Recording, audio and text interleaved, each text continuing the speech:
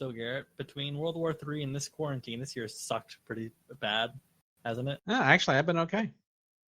It's been terrible, right? Don't you agree? No, not at all. Oh. Life's I looking mean, up for you?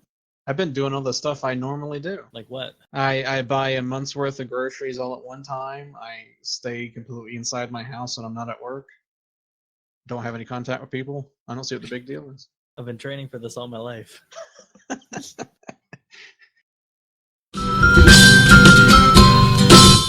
Well, Garrett, all things considered, last year did run a little smoother than this year, so maybe we should look back on the last year of movies. And finally, months after everybody else did it, talk about what we thought were the best movies of last year. Of 2019. Because 2019, we don't know yeah. when people might be listening. If you're listening to this in like 2035, I don't mean 2034. We'll probably all be dead by then anyway. Nobody will be listening. The robots are like, what is this? They're all These Canadian? two losers. These are some bad dudes, eh? So, Garrett, last year in film, what did you think? I know you hated it. That's such a cheeseball question. Well, let's dive right in. How about I thought 2019 was just as good as 2018, but not quite as good as 2017. But what about 2013? I don't remember. I don't have that at my fingertips. Well, I don't know what else to do for opening bits. So why don't we just dive right into our first, quote, award, unquote. I was waiting for a confirmation. I don't know. Yes. They confirm. Confirm. You are now unsubscribed from the Digital Drive-In. Ring that bell. Best screenplay. Oh, I'm not ready for that one. Yeah, you're an idiot. Well, Garrett, we'll start right off the top. What did you think the best screenplay of last year was? Well, I don't know about the best, but my favorite was Knives Out. Wow. What a coinky-dink. Right off the bat, we have a similar choice. Why did you think Knives Out was the best screenplay of last year? I thought that it was referential to older things, but also different enough to have its own flavor. I thought it had a large cast of characters, and even though we didn't necessarily spend an exorbitant amount of time with every character, each character was individual enough to have their own characteristics and flaws and tastes, and they were easily told apart. And I thought that the story flowed well. It never felt like it was dragging or going too quickly. I felt like it didn't necessarily talk down to you. I felt like it did make fun of a lot of things, but didn't necessarily...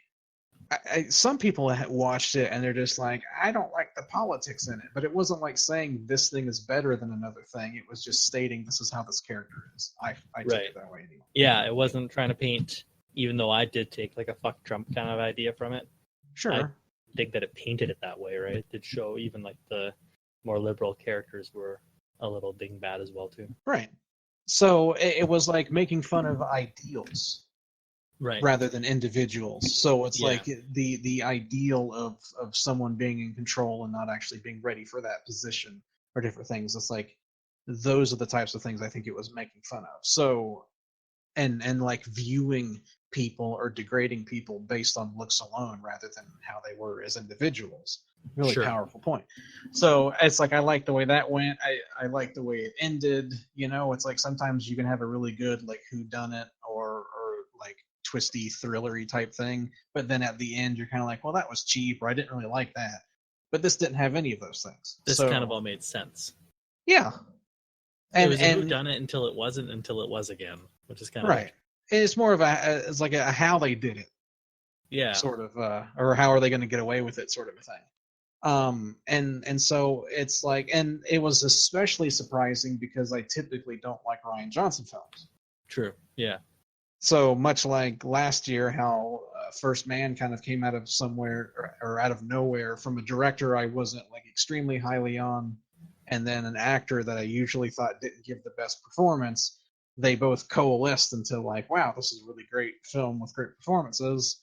Yeah. And so, again, usually like either the writing or the directing seems to let Ryan Johnson down, and this one I felt like he was solid on both fronts. Yeah. So it'll be interesting to see him kind of expand this world almost out as he goes and tries to do more sequels. Hopefully he doesn't overstep himself, though. I think if this he type of goes a and does a film, bunch of them, he might suffer, and maybe it was just better as a one and done. But that's possible. I mean, it's like, do you continue to get like really big name stars to be in all your films? yeah, I mean, maybe you can, but it's like I that's one feel of the key things about this. I think he has a reputation now as being easy to work with and all that. So I think it's and like it's just a good person on set kind of thing. So that might attract people to him, along with the property itself being pretty well written and fun to do. Obviously, Chris Evans goes back to being an asshole-ish character after his stint on in the MCU, and I think that's I don't know, maybe some people will be attracted to getting to play different types of roles through this. I know Michael Shannon's typically the gruff and violent, intimidating kind of guy, but in this he's kind of like a moronic goofball. So who knows? Yeah, and I think that this style of film fits Johnson's way of telling a story a lot better. Yeah, it's almost Um, made for subversions rather than, I don't want to because say forcing them you in because I like expect Last Jedi, but you expect to be surprised. You expect things to come at you differently. And also, like, you can have more fun with the characters because it's not a self-serious genre.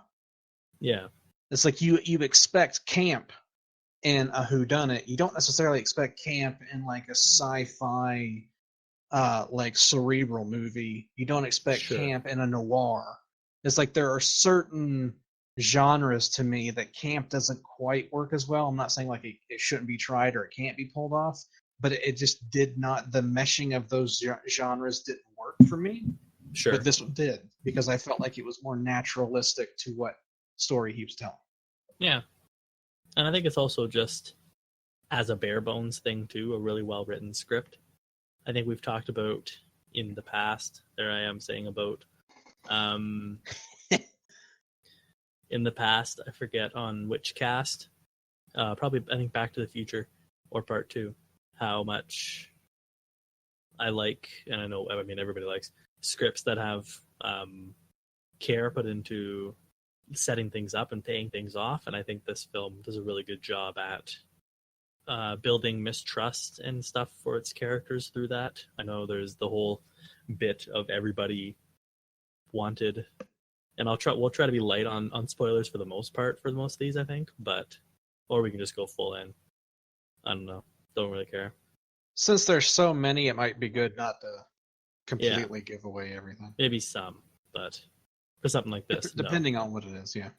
But a throwaway gag, I guess, is everybody wanted Marta to be at the funeral, but we're all outvoted.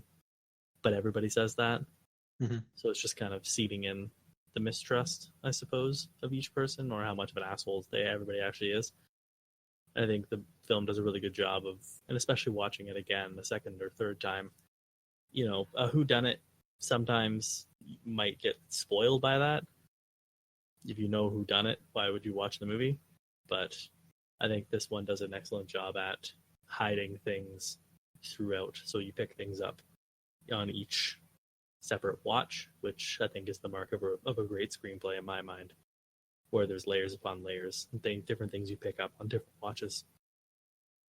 Yep. I don't know. I feel like maybe we'll talk about this one later. I don't know.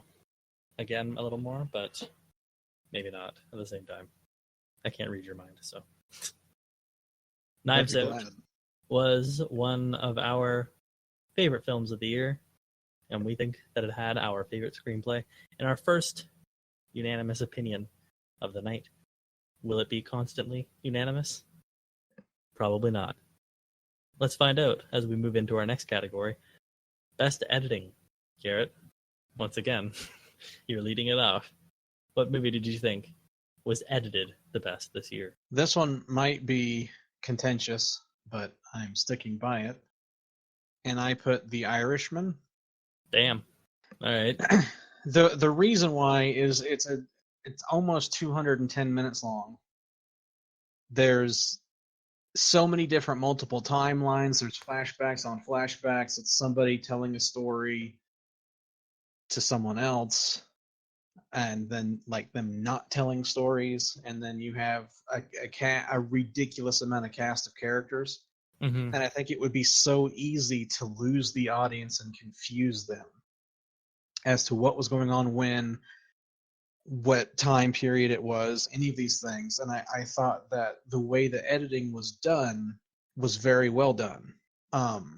That you didn't feel like things were necessarily left out. You didn't feel like you were confused. At least I didn't. I keep saying you like I'm talking to. No, I get it. It's the general you as the viewer. Yeah, As an essay writer, I understand. It could be. It's very easy in like a biopic or something where it's like they jump around so much. You're like, okay, now I don't know, was this the same thing that was going on or a different time or what was happening? But it just has that flow to it, like a good novel would, where it each chapter jumps around to a different place, but you don't necessarily get lost because they give you something. And it's the sad thing too, is this, like, film wise, The Irishman didn't necessarily do anything different than what Scorsese ever did in his other stuff, but it's just kind of like a greatest hits. So for him to like go out on this massive epic that's almost a television miniseries, I felt like it did a really solid job for me. So I wanted to give it something. Yeah. Well, that's definitely a good reason for, or a good argument for the editing, because I know that's actually a point of contention with a lot of people. Feel like you could take 30 or 40 minutes out of the movie. Mm-hmm. And while it's not my pick for editing, I agree with you. And when I watched the movie, I felt that it was so long and yet nothing could be removed from it. So I think that's the mark of something, because this could be easily, I mean, it's 3.5 hours, but it could easily have been like 6.5 with the amount of stuff going on. So I feel like the fact that it never loses its pace and it's always engaging throughout its 3.5 hour runtime is pretty good. You said it's 210 minutes long. It feels like it's 180, which is still a really long movie. Well, that's the other thing too. I watched it all in one setting. As did I. Or sitting, whatever you want to say. I watched it all at once. And so I know like people like to section things out when it's a longer movie. The only thing I ever sectioned it, how I sectioned it out, was like I took a piss break once, maybe twice. That's fair. That's about it. Because I feel like that's the perks of watching it at home. Watching it at home, thanks to Netflix. But yeah, I think it benefits from watching it in one setting. As I came out of it, that's another thing that I thought, I don't want to see this. I wouldn't want to see this in a miniseries, especially for the first time. It kind of benefits from being so long. It's intentional. Right. I think it's meant to draw out the entire life, and then for the last hour of the movie is just this depressing kind of, not really a send off, but like destruction, I guess, of what you typically would think of a hero in a Scorsese film. So yeah, I mean it's that classic rise and fall. Yeah, except the fall is really drawn out and really depressing and agonizing almost, because you have so much time for all these characters to breathe and interact throughout the 2 hours before things start to go to shit. What about you? What did you have for editing? Well, it's a completely different style of movie, but it also isn't. They actually share a connection. Martin Scorsese directed and wrote, no, he didn't write it. He directed The Irishman, and he produced my pick, Uncut Gems. I think this is similar to Knives Out, or no, to The Irishman, when you said you wanted to give it something in here, because I don't know if I'll get to it later, but I liked this movie a lot. And the thing I liked most about this editing was, like Climax last year, how it used sound to beat the shit out of its audience. I think Uncut Gems was very much an editor's paradise of kind of taking the audience member by the sides of their head and just shaking them furiously until you have like that massive splitting headache. It's just it's talked up to shit. I see this everywhere on the internet, but it really is an anxiety attack over 2 and a bit hours. And I felt like its rapid pace and like unrelenting decline of is it Howie? Is that his name? Yeah. Of the Sandman's character. It happens so fast almost that it's a whiplash of a movie, and it's pretty badass. I don't know what you thought about that one. Oh yeah, I mean it starts off anxiety inducing, if you want to call it that. Yeah. And then it doesn't let up. His life keeps spiraling out of his control, and he keeps making the worst decisions possible. Yeah. But he also it's a situation where he has all these outs as well. So he doesn't have any outs really. He just keeps fucking himself over. But also the world is fucking him. And I feel like if that's not the wholesale indicative of who I am, I keep fucking up, and also the world is fucking me too, then I don't know what is. And it's very similar to Good Time as well. Yeah, by the same directors. Yeah, it's made in that same vein of the characters start in one spot, and it keeps getting worse for them. Yeah. So they're very consistent in their vision. Yeah, and I think that those two as kind of spiritual successors are pretty wild. Pretty wild back to back, much like another film we'll get to a little later. See how you lay the seeds for them to keep listening?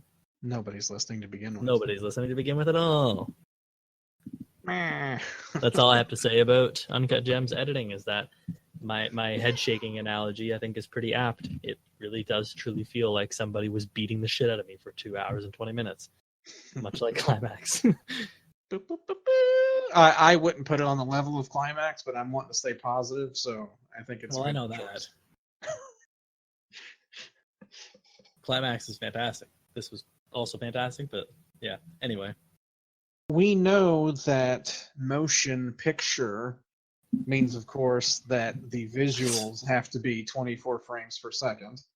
Even though motion picture we talk a lot about visuals, one of the key aspects of a great film is having great sound design. I would agree to accompany the pictures. They go hand in hand. They do. Sometimes sound design can actually make a movie feel completely different. Yeah. Sometimes it can just immerse you directly into the world. And sometimes it can completely take you out if the sound is poorly done, or it's irritating and it's not supposed to be irritating in the scene. Sometimes it can beat the shit out of you, like Climax. It can. Of course, I would say a lot of that has to do with score. Yeah. The sound design is...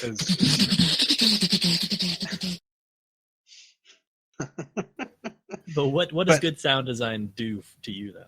It creates an atmosphere. It creates the emotion that should be felt. It is immersive in the realism of like how you would either be in that situation or how overwhelming the situation is. It could make your heart race. It could calm you down. I mean, music is very important, granted, but having good sound design is almost more important, because sometimes having no score at all is a choice that amplifies. But it's very rarely that you don't have any sound design since silent film. Everything after that has had some sort of sound. Relies on sound. It was like the evolution. I Exactly. saw somebody point out the other day that they almost treat silent films and post-silent films as two different mediums, almost like you would look at paintings and statues in different ways. Right. They're still kind of intrinsically tied together, but they're on two different dimensions. Right. Both fantastic, both wonderful, both art, but just two different forms. And I have to say, from seeing silent films performed with a live orchestra and an organist doing sound effects as well as the score, it is a huge differential in having someone that knows what they're doing and listening to just something off the internet. It adds way more Yes. to the film. So it's almost hard to watch silent films completely silent after seeing so many films with sound, I guess. I don't know. I know where you're coming from. I thought the silence meant like you didn't agree. No. The silence was, I was thinking of some of the most powerful images I've ever seen, and almost all of them are like, yeah, well, it's like 2001: A Space Odyssey, the ending where he's going through the wormhole, and then episode 8 of Twin Peaks, where it's the Hiroshima song while just looking at a atomic blast. So that's almost all. I mean, Lynch uses a lot more sound design than like some people do, but it's almost all like just picture and score. Yeah. But for telling a story and for doing other things, I think sound design is extremely important. So in that case, what was your pick for this year's best sound design? I'm going with the old white boy choice. I figured this is what you were going to pick. I mean, because I saw this in IMAX. True. Ford v Ferrari. I still have yet to see this movie. The sound design of the engine and the racetrack and all the stuff, because my dad loved race cars and especially loved Fords. And then he also, I mean, he's Italian, so it's not like he would throw a Ferrari to the side. But so it's there were so many things in this that just made me smile, and the sound had so much to do with it. It's the rumble in your seat, the noise of the crowd. There's all the things that are going on. There's the sounds of the mechanics, and you know, the warring of the drills and all the stuff when they're changing the tires and doing everything. It's like all of that stuff is just so neat, and it did such a good job. I like James Mangold anyway, so he always has good sound design on his films, it seems like. I mean, Logan had great sound design. Mm-hmm. So, and Walk the Line had great sound design. So I just feel like it's a very professional movie, but that was the thing that kind of put it over the top, is filming the cars for real and then having that fantastic sound design that just grounded it. Yeah. It's kind of like Uncut Gems, where it kind of shoves you into the world and rattles you about, because that's what being in a race car on a racetrack would be like. Loud and chaotic, and just, I haven't seen it. I'm just guessing. Yeah, I mean, it's kind of like how Apollo 13, when the rocket blast and everything's shaking and they're having to push the buttons, and then it goes to complete silence when they're in space.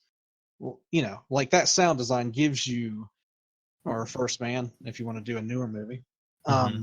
So it's just like, to me, all those things are extremely important, and it does it well. Yeah.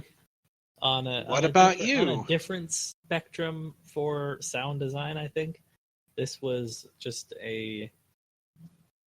well, kind of not, because again, it immersed you in the world. You feel every single hit. You feel every single knife. You feel every single dog bite in John Wick Chapter 3. And I think it's just because of this cacophony of loud noises and gunfire that just seems to ricochet from around you. And this is a series, I think, that's always done really well with both cinematography and sound design in immersing you into an action scene. And I think that, as I'm sure I'll talk about in a little bit, there were a couple of scenes in this movie where sound design is really, really key. And it was my favorite action movie of the year, I'm pretty sure. Can't really think of any others off the top of my head that I liked more. And a lot of that had to do with how every single hit felt so meaty and like legitimate, or every single time a horse kicks a man in the head and like snaps his spine in half, you just like feel that in your very core. And but it's a series, like I said, that just keeps almost improving on itself, and I really can't see how it can go much further. There's a part in the film where a person, I mean, everybody's seen this one, where John gets like thrown through panes of glass for like 5 minutes straight, and I don't know. I think the sound on this just adds so much to the situation and how dire and violent and brutal this world feels. And I don't think we would get that kind of immersion without the kind of disgusting and loud and gritty sounds that the film has. It's another white person choice too. So, what do you think about that? You did see that one. I did see John Wick 3. I agree with you. Yeah, I mean, it's one of the hallmarks of this series is that they actually train for the gunplay and reload when they need to reload. Yeah, and all that stuff, and then like having the motorcycles and the dogs and all the stuff going on, like you said, it all fits in really nicely and is all very immersive. So yeah, it's another good pick. Yeah. Tied together with sound is score. You had just talked about it. We were talking about 2001 and Twin Peaks because that's all we talk about are Kubrick and Lynch. But music in a film is, in my mind, one of the most essential parts of it, if not the most essential part, to me at least. Other than, well, never mind. I'm not going to go other than this and this and this and this. But other than naked people. Yeah, exactly. But a good score kind of pulls everything together, and a bad score takes you right the fuck out of it. It's kind of like sound design, where a good composer knows what a film needs in every single given moment and how to tie it all together into one massive product almost. But a bad composer will just lay same sounds on you and kind of pull you right out as you're thinking, holy shit, why are there drums in this talking scene anyway? Do you like music? Yes. No, you hate music. I know that. Oh, never mind. Sorry. Yeah, it's interesting. I didn't think about it until just now. For some reason, I only picked original scores rather than like music that was used in the making of a film. Oh no, I picked original score as well too. Okay. The difference between score and soundtrack. There's a difference. Right, and so when it said score, that's I picked it for that. Because there's literally only one choice for best soundtrack of the year. But anyway. Right, exactly. So I don't know how to pronounce her name. Hildur. Yeah. Guanadotti or something for Joker. Yeah. She was the understudy of Johan Johansson. A favorite of the Digital Drive-In. Yeah, I mean Mandy is still probably my favorite soundtrack, like of the modern. Millennium. Yeah, probably. No, it's just of the modern films, Mandy is still my favorite soundtrack, and there's some of those tendrils here in this, and is definitely my favorite since then. And it's sort of like, even if you weren't to know what movie it was from and you were just to listen, because they're not necessarily tracks where it's like the whole thing is orchestrated. It's just like it's atmosphere, it's just feeling. Right. And it kind of like puts you like you could read a book. You could read like an Edgar Allan Poe book that's supposed to be a little darker, a little haunted, and listen to it, and you'd be like, yeah, okay, that fits. It's like she understood what the character was going through and didn't necessarily have to sync it up with what was going on in the scene. It was just like she captured the feeling of the character, because, I mean, the character of the Joker just kind of breaks through everything anyway, just in comics and in movies. He's like a larger-than-life figure. So it fits that he would stand out among the scenes, and then so would his music. So I just felt like she really got the essence of the character and then was able to pull that off within the score, and it sounds really good and be memorable. And I took specific note during the film. It's like, wow, this is exactly perfect for that character. And it's one of those things too where this character has had so many fantastic people doing his music. I mean, you know, like Danny Elfman and Prince. Yeah, both of those did for the Tim Burton movie. And then, of course, not James Newton Howard, what is it? Hans Zimmer did the Dark Knight with the piano wire with the razor going across it, like that. And like that really fit Heath Ledger's character. So it's like the character is able to have all these distinct voices and cinematic language and soundtracks, and yet it seems like each time another person does a good version of it, the score is amplifies that ability just as much. So And it matches the characters all the time right. too, with all the different incarnations. You have the bombasticness of the Jack Nicholson era, or like you said, like the piano wire. Like it's like Mhm. everything's on a string. It's about to snap. It's getting higher pitch and all that kind of stuff for Ledger. And then this is so haunting and dark, but yet beautiful at the same time, Right. which is odd. I think when I talked off in the little stupid banter in front of every award, um, like you do at the Oscars or whatever, a bad score in this scenario um, could have done a lot to this movie. I think it would have been an even worse movie without it. Without this, Or just have a soundtrack would have not been as good too. yeah, exactly. But if I wonder if you put like an Elfman score on top of this, it would almost glorify Arthur. It would make him feel like he's in the right. I don't know, but yet I feel like Hilder's score kind of amplifies, like when he's in the bathroom dancing, because it's like his best moment or whatever, when he's like at his peak or whatever. Then you have this score that's just, at least for me, felt like a dagger to the heart of like pulling you back down to, hey, what's going on here is not good. You're not supposed Right. to be saying Yeah. like, yeah, go Arthur and shit. And I also took note of it in theaters of going like, this movie is almost bothering me in a way, and I think it has to do solely with the music. Right. So Yeah, it's Elfman's would have been too whimsical. right, but Whereas, if you like you threw said, this somebody was like that in heartbreaking. there, right? Yeah. Yeah. What about for you? What score did you most enjoy this in Well, I 2019? won't talk about it too much Uh-oh. because I did go into depth with it already.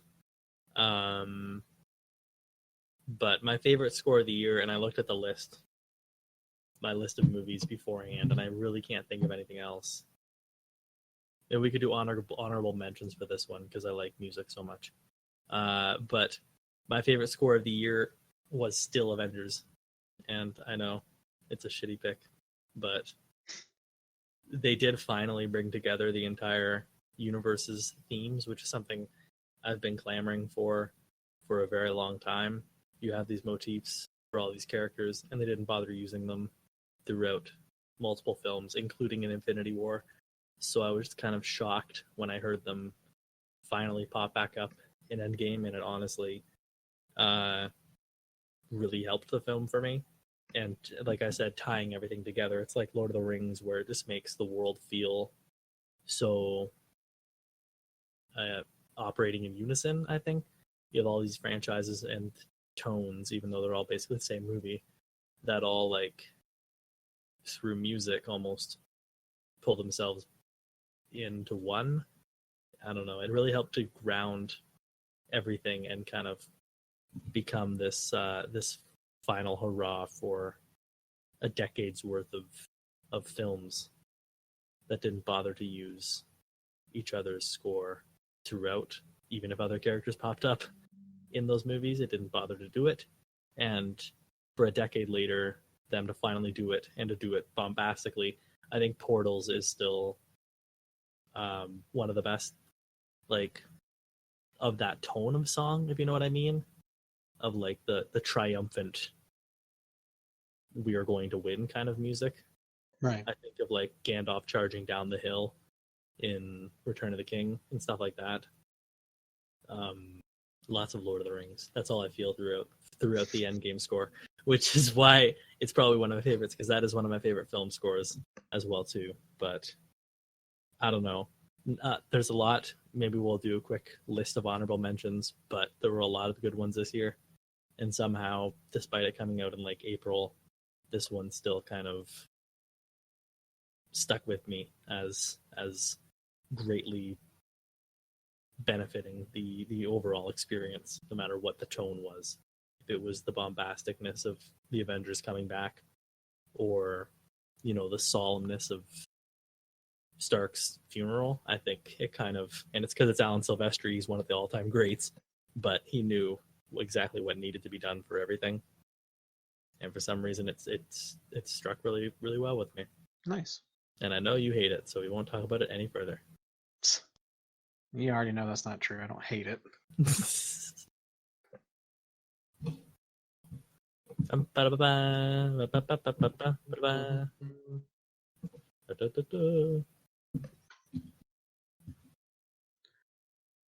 If you want to hear more about Avengers Endgame, we did do a full cast on it.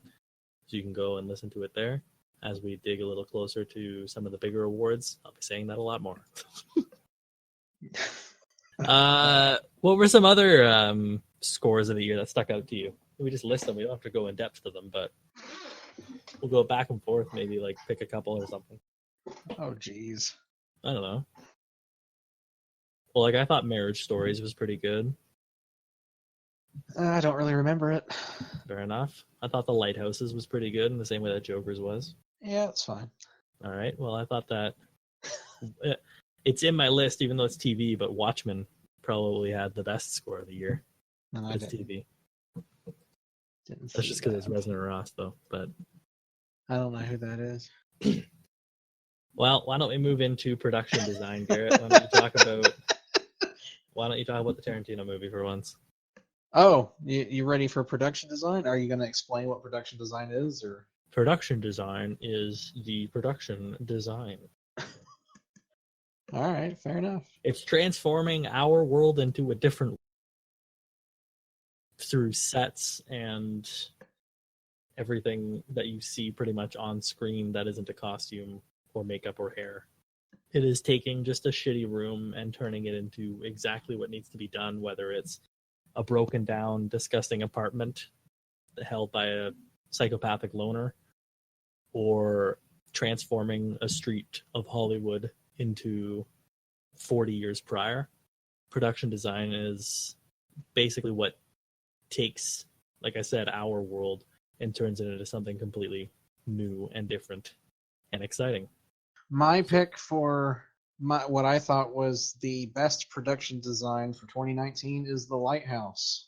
We have our second unanimous pick. Mister, I thought you were gonna. I thought you were going Hollywood. Yeah, nope.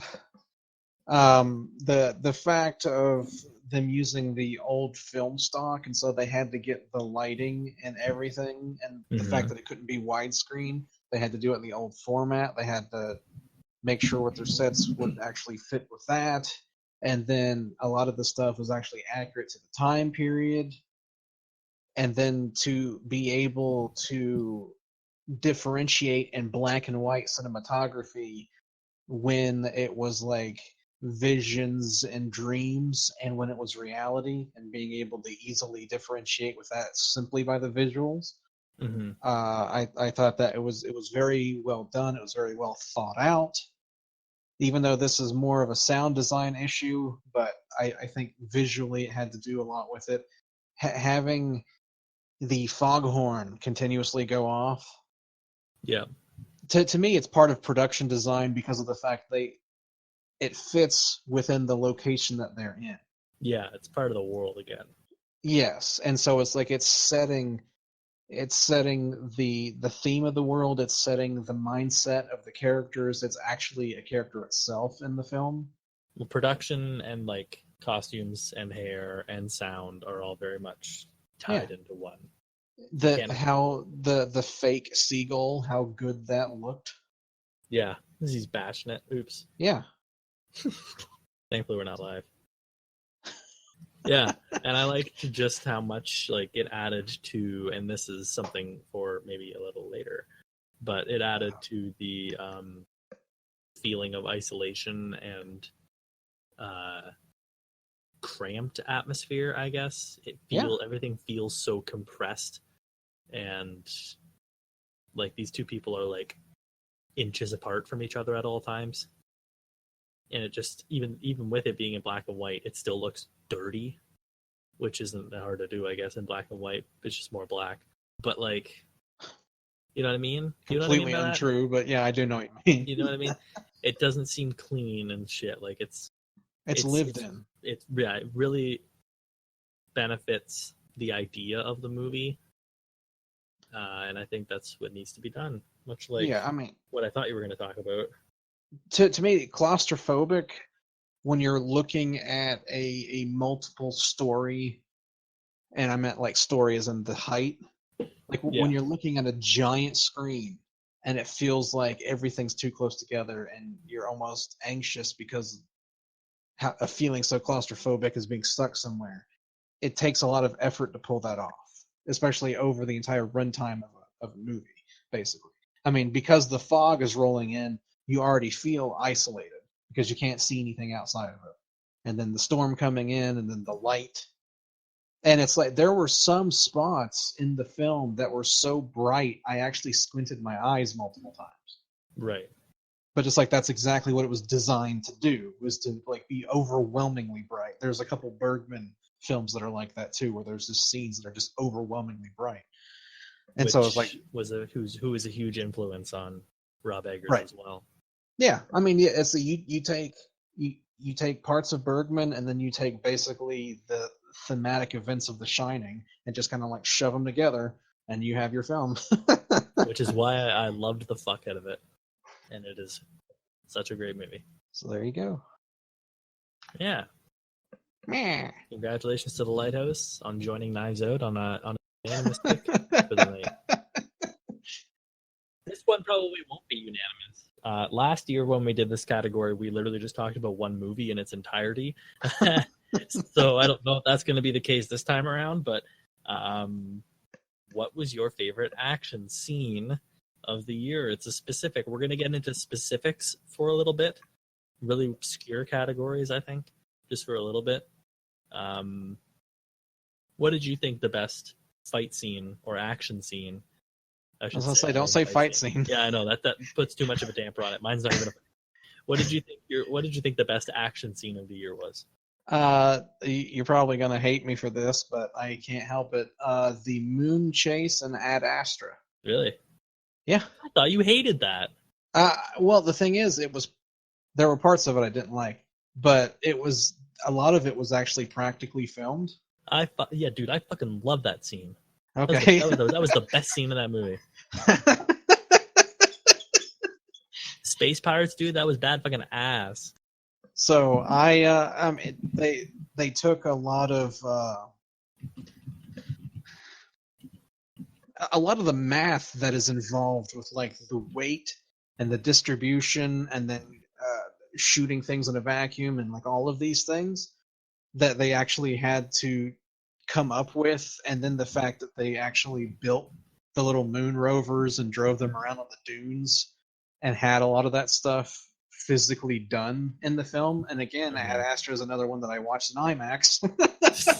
So it's like it was even more impressive. I don't know if it would come across on a home rental the same way, but yeah, it's another one that there was really good sound design too, which probably helped it. But it was just having that tense moment in an otherwise quiet. Yeah, I guess that's probably a better way. I was thinking like languishing, but yeah, more of a quiet, laid back, understated film. Suddenly having this, like you said, really badass moon chase with space pirates. It kind of didn't really fit within the film, but man, was it fucking well done. Yep. That's a movie we did a podcast on. So if you want to hear more of our thoughts, there's actually a podcast review. So if you want to hear us debate the pros and cons of that movie, you can definitely go listen to that. I think just you were saying quiet. We said quiet for that movie. I don't know if I talked about it or if we talked about it on the review cast for that, but I just came to it now. We're probably not going to talk about this movie again. So I think this movie really would benefit from a separate cut, and that cut removing all of the voiceover. I just want to say that. Yep. I think that this movie, I don't know if it was James Gray's choice or if it was the studio wanting it, but it felt almost Blade Runner-esque, where I think if you removed all of the voiceover narration and just let Brad Pitt's great acting tell you exactly what you need to know, or almost let the viewer guess what he's trying to think as you see his eyes. That would darting be around, better. It would be way better. So If I could go and edit the script or the film itself into it being a little more subtle and a little more fill in the blanks, like don't talk down to your audience, but imagine they know what the fuck you're talking about. Take that out, you add another star to that film. And I think most of the time, most of that actually has to do with that narration and not even the screenplay. I think if you took all of the narration out of it, it would honestly be a fantastic, if not perfect, movie. There's still a little dumb. There's a few dumb shit throughout, but still, it would be better than it was. I think. Yeah, it would be. It would be. It was. What about you? It was a 3.5 for me. It probably been a 4.5, like a scene. The movie that my scene is from. Hold on, how do you segue? Anyway. Hey, what about your action scene? Great, just erase me. In a movie that was painfully robbed of its spectacle because of its trailers, the Night City flare chase sequence in 1917 was probably the coolest fucking thing I saw all year in the theater. This was a last minute change.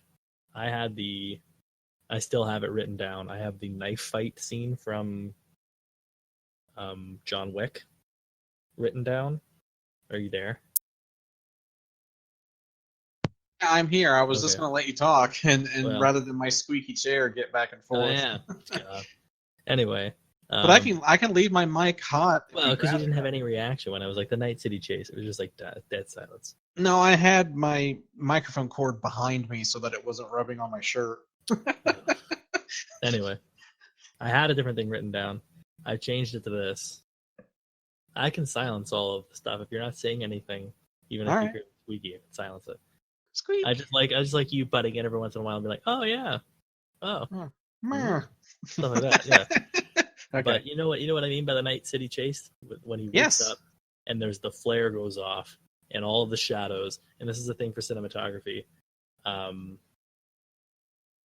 But still, that is what made this sequence for me, was the shadows and seeing people all of a sudden pop out because the flare moved to a different spot and like them shooting at the main character. I don't even know what his name was. I didn't like the story in 1917. That sequence was just exhilarating, and like I said, in a movie that was ruined by its trailer because all of the cool shit was in the trailer. This was not, so it was pretty fucking badass to see. Yeah, that was in the trailer too. Well, I didn't see it, so I forgot about it. It wasn't, at least in all its glory. Like, literally, the glory shot of the movie of him sprinting across the trench is like the glory shot of the trailer. Like, that is the climax of the movie. Are you kidding me? But but the thing, okay, and I said I wasn't going to say anything negative. The thing with 1917, because I don't know how many more chances we're going to have to talk about this, so I want to talk about it. This will probably be the only chance. Okay, so it didn't make any story sense why they would be firing off flares. First off, at that consistency. Yeah, but it looked cool. That was the point. That's the thing. I mean, but just doing something because it looks cool is fucking stupid. But it looked when you're trying to ground it in reality. If you do something like that in John Wick 3 because it looks cool, that's way different than if you're like, this is a very serious, emotional war movie about these characters and think about what really happened, and you're like, oh, look at this really stupid thing. Listen, it takes a lot for a Roger Deakins one-shot movie to not be my favorite movie.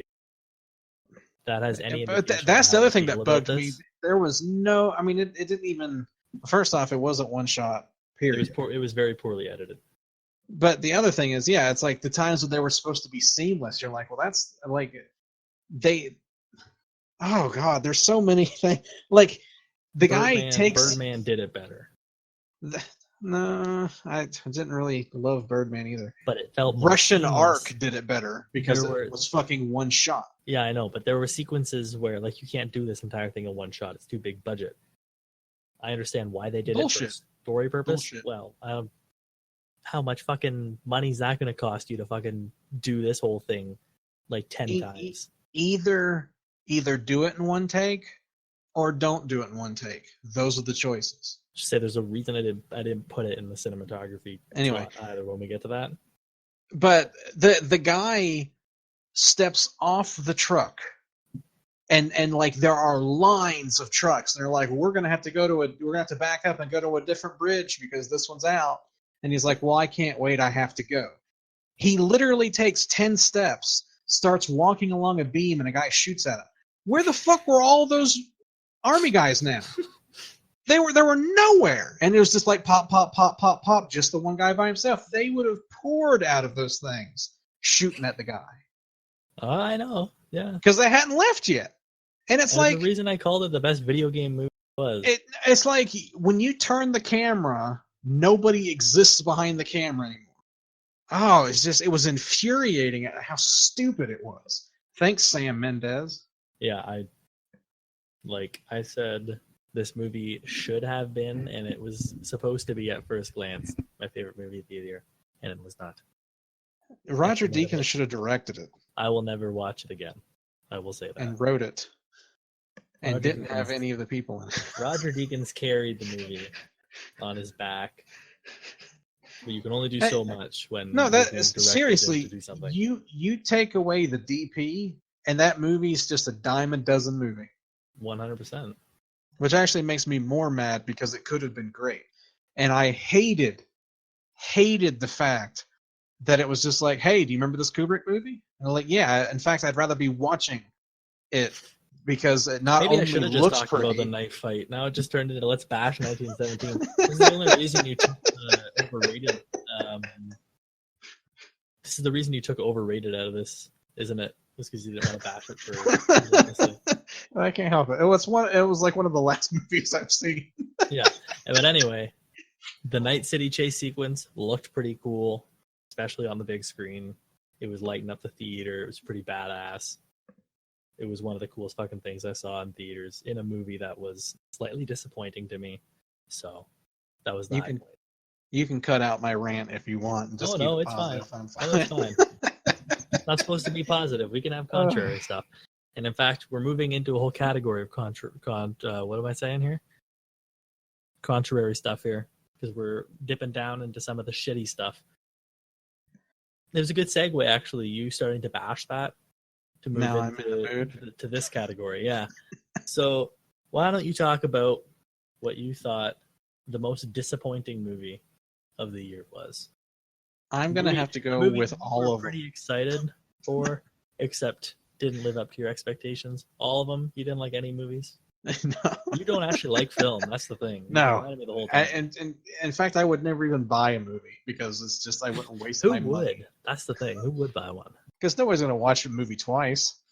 And Garrett goes, my most disappointing movie of the year was actually 1917. Let's keep talking about it. No, I mean, it's like...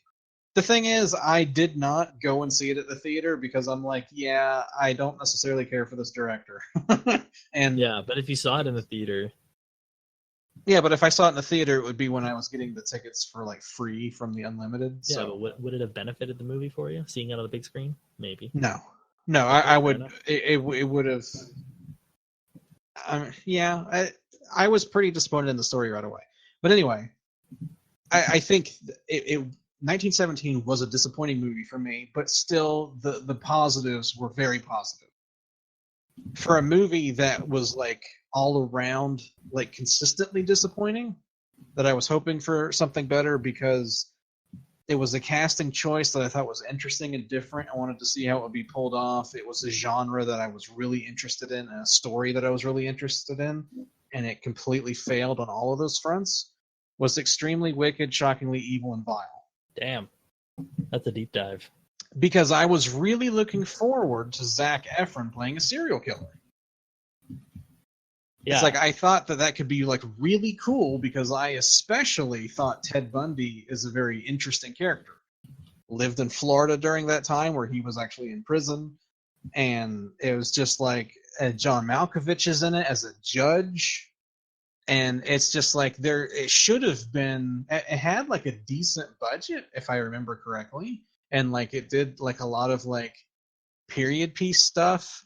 And the director was a guy that has done like a bunch of documentary work. So I was like, okay, here's a guy who could bring like realistic things to it. And it's a period piece. And it's a guy that typically doesn't act in these types of things. So a lot of times someone changing up their image is like a really good and interesting thing because they bring something different to the table. And then it was so bland. Yeah, it was a made-for-TV movie that didn't show fucking anything, and it was like 2 hours long. Glorified and drug. Yeah, and it was like, it's like if you're going to glorify something, then make it gory and make it be like Zac Efron is the coolest guy in the world. But it's like if you went into it not knowing what the story was or what the name of the film was, you would think it was just like a romantic comedy or something. Right. It's just like it did not clue you in. But that's the stupid thing, is like you're not withholding something we don't know. Everyone knows who Ted Bundy is. It's like saying, hey, it's Charlie Manson, and nobody knows he's evil. Right. Yeah. It treats you like an idiot. Yeah, it does. And I don't like to be talked down. Yeah. At Ryan Johnson. Anyway, and the trailers, not the trailers, but the description for it also hypes it up as a movie from the perspective of his girlfriend, but she's barely in it. Yeah. Anyway, that movie was fucking ass. It was. And it's like it was, and it's so forgettable that most people forgot it came out in 2019. Mm-hmm. I was shocked that she picked it. I didn't know you were excited for it. Yeah, it was. Know that we both watched it and went, that was shit, and called it a day. I really wanted to like this, especially with it like being in between like the Mindhunter seasons. Yeah, like that was something that does that idea so much better, better. Fincher, keep going, doing what you're doing. You're the best. Well, the other thing is this director actually literally did a documentary about Ted Bundy in 2019. Oh, right. Yeah, he did those Ted Bundy tapes. Why the fuck wouldn't you just watch that? It's like 4 hours long of the actual thing. Yeah. And it's rated way better. So it's like, I don't understand why he did all of that and then also felt like he had to make a terrible made-for-TV movie. But somebody that did that documentary should understand Ted Bundy. This movie very obviously does not. Exactly. So that's the problem. And it's like with a much better director and a different script, with the exact same cast and budget and filming locations, it could have actually been a really interesting movie. But and it wasn't. It should have starred Glenn Howard in instead of... Oh, gosh. The Golden God. Anyway. So what was your most disappointing film of 2019? My most disappointing movie was a movie I was pretty excited for because it was from a director that I kind of liked and a writer that I liked, who are the same person. And a few years ago, he made a movie that has, to this day, one of the smartest scripts I've seen in the modern age. A movie that, for some reason, I have seen 5 times, and I don't know why. There was an instance where I watched it 3 times in 2 months by accident, and I didn't hate my life through all of it. That movie was called Get Out. This movie was called Us, and it was a movie I was extremely excited for, liked, and then forgot about. And I think for me to have seen Get Out after I've seen Us and not even feel the need to ever touch this movie again is really disappointing to me, because I was on the Jordan Peele hype train. I still kind of am, but not really. Even after Twilight Zone? That was fucking terrible, but he didn't write any of it. So there's that too. I'll rep my boy because of Key and Peele. That show's still hilarious to me. And I hope that he, because they came out in such rapid succession, takes a little bit of time off before he does whatever he does next and perfects the script. Like he very obviously perfected Get Out and did not perfect this. It has, I think, a fantastic lead performance, but the problem is I think it is very, as you call him, Shyamalan-y. in that instead of Get Out, its twists happen naturally and it feels like part of the movie. This one only feels like it's working towards those twists. And when you call those twists immediately in the first scene, it kind of negates and cheapens the rest of the movie when it's a bad movie. And it makes me feel like, why am I watching this? When I call something in the first minute, the movie reveals it in the last minute, and I go, oh, wait, oh, I wasn't supposed to know that? So, yep, Us was pretty disappointing to me. But I will watch Jordan Peele's next movie, that being said. Wow. I was actually more disappointed in my worst movie pick, but I wanted to separate them because I wanted to talk about two different things. That's fair. The worst No, movie I saw. You do Us. I You would do Us first. Yeah. I would just like to say, I mean, it's like all the things you said, I completely agree with. I think he's an overhyped director. Period. He's more of the like the made for TV Tales from the Dark Side type 30-minute stories. I don't think he's a feature film length director. I think he had all the time in the world to work on the first movie, and now that he has to churn out new ideas every year or two, he's not going to be able to sustain what Get Out was. It very much shows that he had so much time to perfect the script of Get Out, and then this was just a couple of years.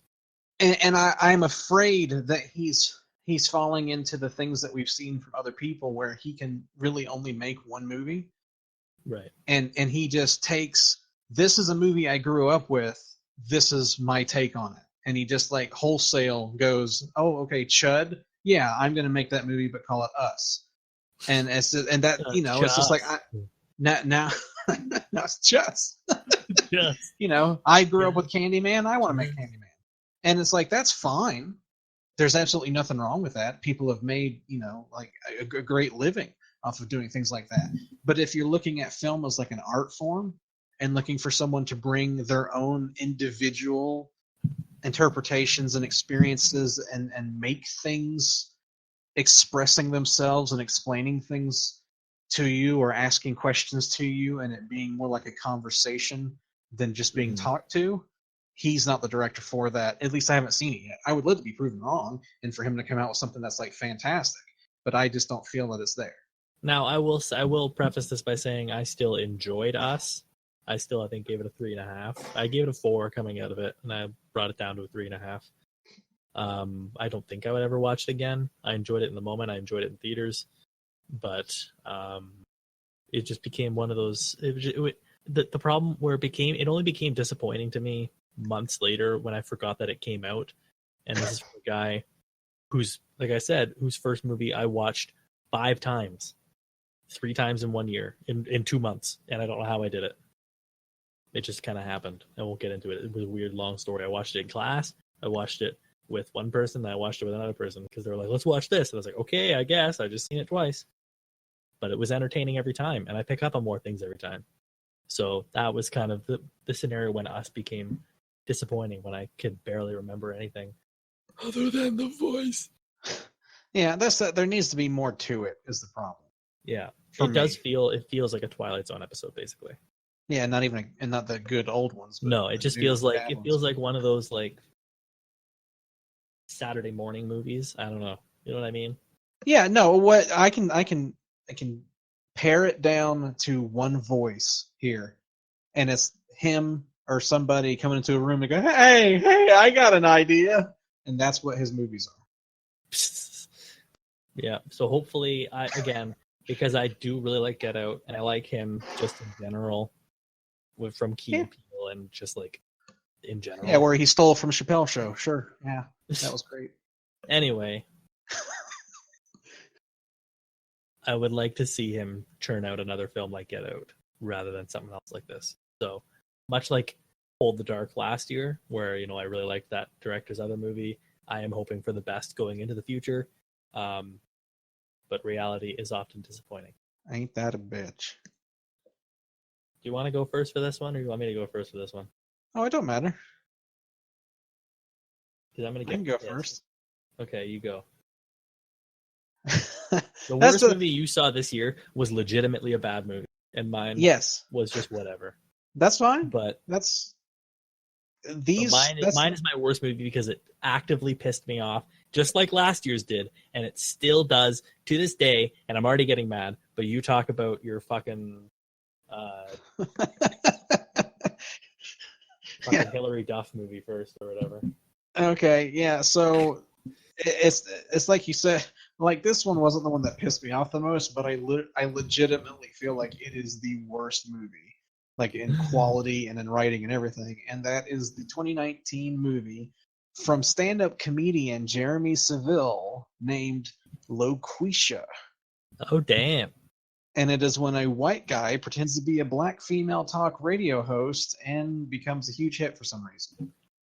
And man, is it bad. And the thing is, I watched it in expectations that it would be ridiculously racist and terrible. The thing is, I mean, it is racist, don't get me wrong. Yeah. And it's really bad, but it's stupid bad.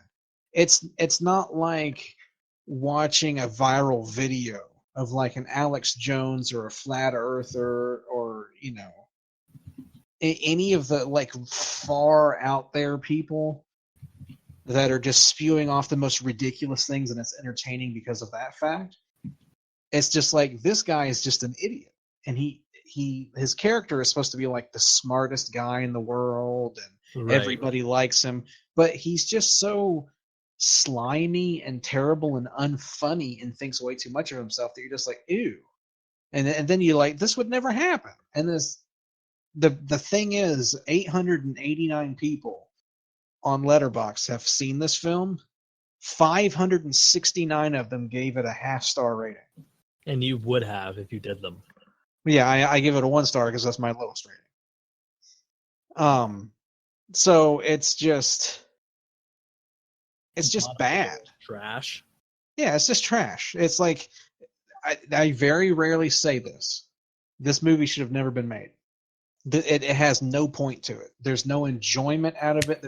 There's no laughs to be had. It's a comedy that's bad, and that's the worst kind of bad movie because an unfunny comedy you can't laugh at. Right. You can't make fun of.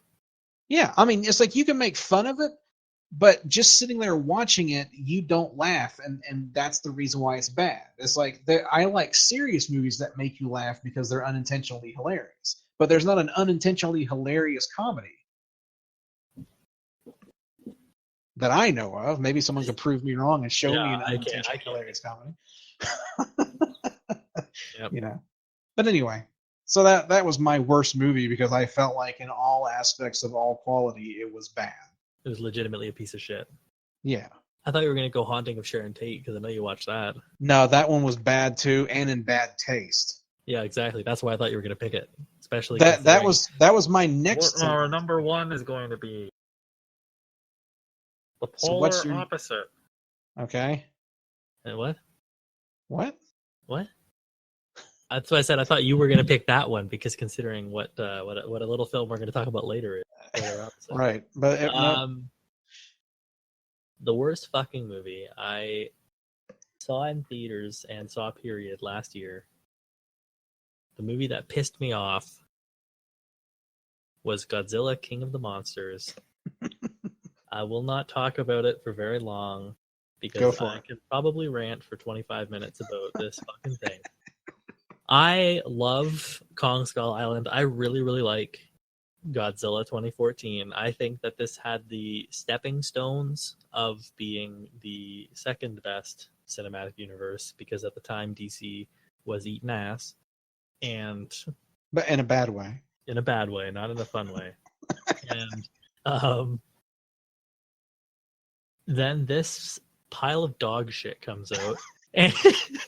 And I am so excited for it, and then the reviews drop, and I try not to let those things get to me, but it was like 6% or some shit when it first launched, and I was like, ooh, okay, because I could see like if it lands like 45, me liking it. Like I still like Batman vs Superman, and it was like a 30 or whatever. This was like this movie's garbage, guys. So I went in with high hopes that end up being like dumb monster action or whatever, and maybe that's why the critics didn't like it, because it was like, you know, That's what I wanted to go there for, just to see monsters beat the shit out of each other. So if the critics didn't like that, fuck that. Nope. Right. I had to watch a bunch of nameless people. No, they had names. They had names, but I don't remember what they were. I had to watch a bunch of nameless people run around and do fucking boring-ass human shit while the monsters are fighting. But the movie had the balls to feel like it was being like, hey, guess what? We heard you didn't like how there were no monsters last time, so we got more monsters for you this time. And it dumps them all. Did you see this or no? No, I didn't see it. Okay, But don't go watch for it. There's one scene. It's literally like, do you remember in Batman vs Superman the worst scene of the movie? What is that? Do you know what the worst scene of that movie is? it. You might want to tell me. It's the scene where they introduce the Justice League through emails. Oh, right. Okay. They do that in this. They go, look at all these monsters coming out around the world, and it's like 15 minutes in, and it like shows a bunch of computer monitors or whatever of all these monsters popping out around the world in different places, and then it shows them once in like a glory shot kind of thing, and I'm like, sick, fuck yeah, here we go. They all disappear from the movie. They all disappear from the movie. Anytime monsters go to fight each other, it actually shows it for 2 seconds until a really cool move is about to happen, and then it fucking cuts to humans running away doing dumb shit. And we see more of that, and I understand that Godzilla has always had a human element to it, but when you're going to hype it up to be a monster duel movie or whatever, I would expect you to show the fucking monsters a little bit, or put the care into making the humans actually matter and actually have relevance. Or like the movie tries to take some kind of save the environment stance kind of thing. Yeah, like no shit. Okay, it does it with such like it feels just so sledgehammery to your head that it hurts. It has conflicting messages. At some point, a character's like, we have to save the environment, and then the way she wants to do it is by destroying the environment, because I guess she's supposed to be the bad guy, but just kidding, she's actually the good guy by the end of it, for whatever reason. And this movie is just fucking, it looks gross. It's all shot at night. We don't see the thing. We don't see any of the monsters. We don't see any of them fighting each other. The movie feels like it has a $5 million budget instead of like the $200 million budget that it does have, because we're constantly in dark rooms looking at nameless people spout stupid shit. There are 6, like Jurassic World Fallen Kingdom, there are like 6 comedy relief characters in the movie. I don't understand why, but they're all there, and they're all cracking bad jokes, and then it cuts away to the monster stuff, and it's supposed to be terrifying and scary like the first Godzilla was. You're supposed to feel the fear of what a giant like monster walking through the city would be. Nope. Hey, oh man, that's gotta hurt, as like the monster steps on a guy or whatever. I don't know what the movie's supposed to be doing, Tone. I didn't want to rant anymore on it, but it has had to kill a franchise 101, just like Jurassic World Fallen Kingdom was last year. I almost had the exact same gut reaction to the theaters, which was, oh man, this sucks. Oh man, I'm all out of cash. And I wish I would have watched something else. Unlike Jurassic World, and let me put this very, very, very finely. Unlike Jurassic World, this movie does not have a redeeming quality. Okay, this movie does not have the kind of cool monster in the house horror sequence that Jurassic World Fallen Kingdom has. This movie does not set up monsters taking over the world. Oh shit, it does. Holy fuck. Hold on, I just remembered that. The last shot of the movie is all the monsters that came in that little sequence or whatever that I talked about that I hated. They all come back and they bow to Godzilla because he's the king of the monsters. Is it supposed to be a she? I don't remember. Anyway, like, it is actually a really cool shot, but the movie sucks ass, so I didn't really care. It actually made it worse because the movie ended on a cool shot and I went, fuck you. Because the rest of the movie was so bad that I had the balls to end on that. But anyway, it They're doesn't like, come back and see our next movie. That's the thing. Like, why? Like, I don't want to. Like, the movie sets up Godzilla vs Kong. Like, the same human characters are in that, and I don't give a shit. I'm not gonna go see that in theaters because I don't want to. I don't want to because it's carrying over those human characters, people I don't know the names of. I didn't care to. You would think if you're gonna have continuity with human characters, you would fucking remember their names or some shit or ditch them. But I don't want to talk about this movie anymore.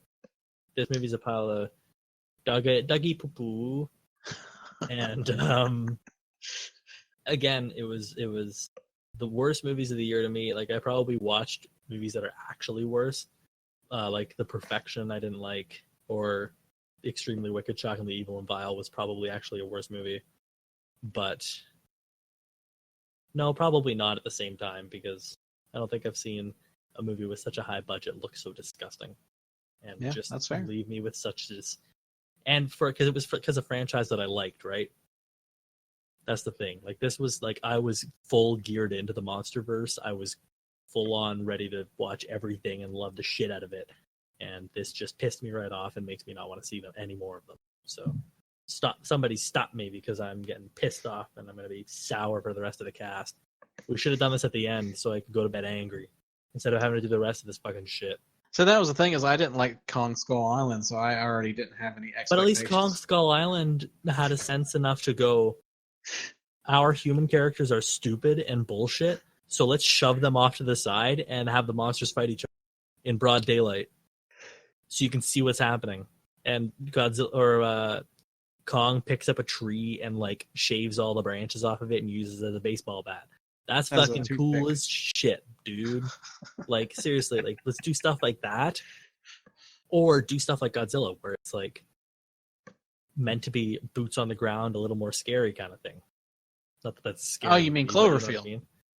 Basically, but instead you get this like mismatch of tones that just has no idea what it wants to be at any given time. Oh, you mean the Cloverfield sequels? Hey, hey, 10 Cloverfield Lane is pretty good.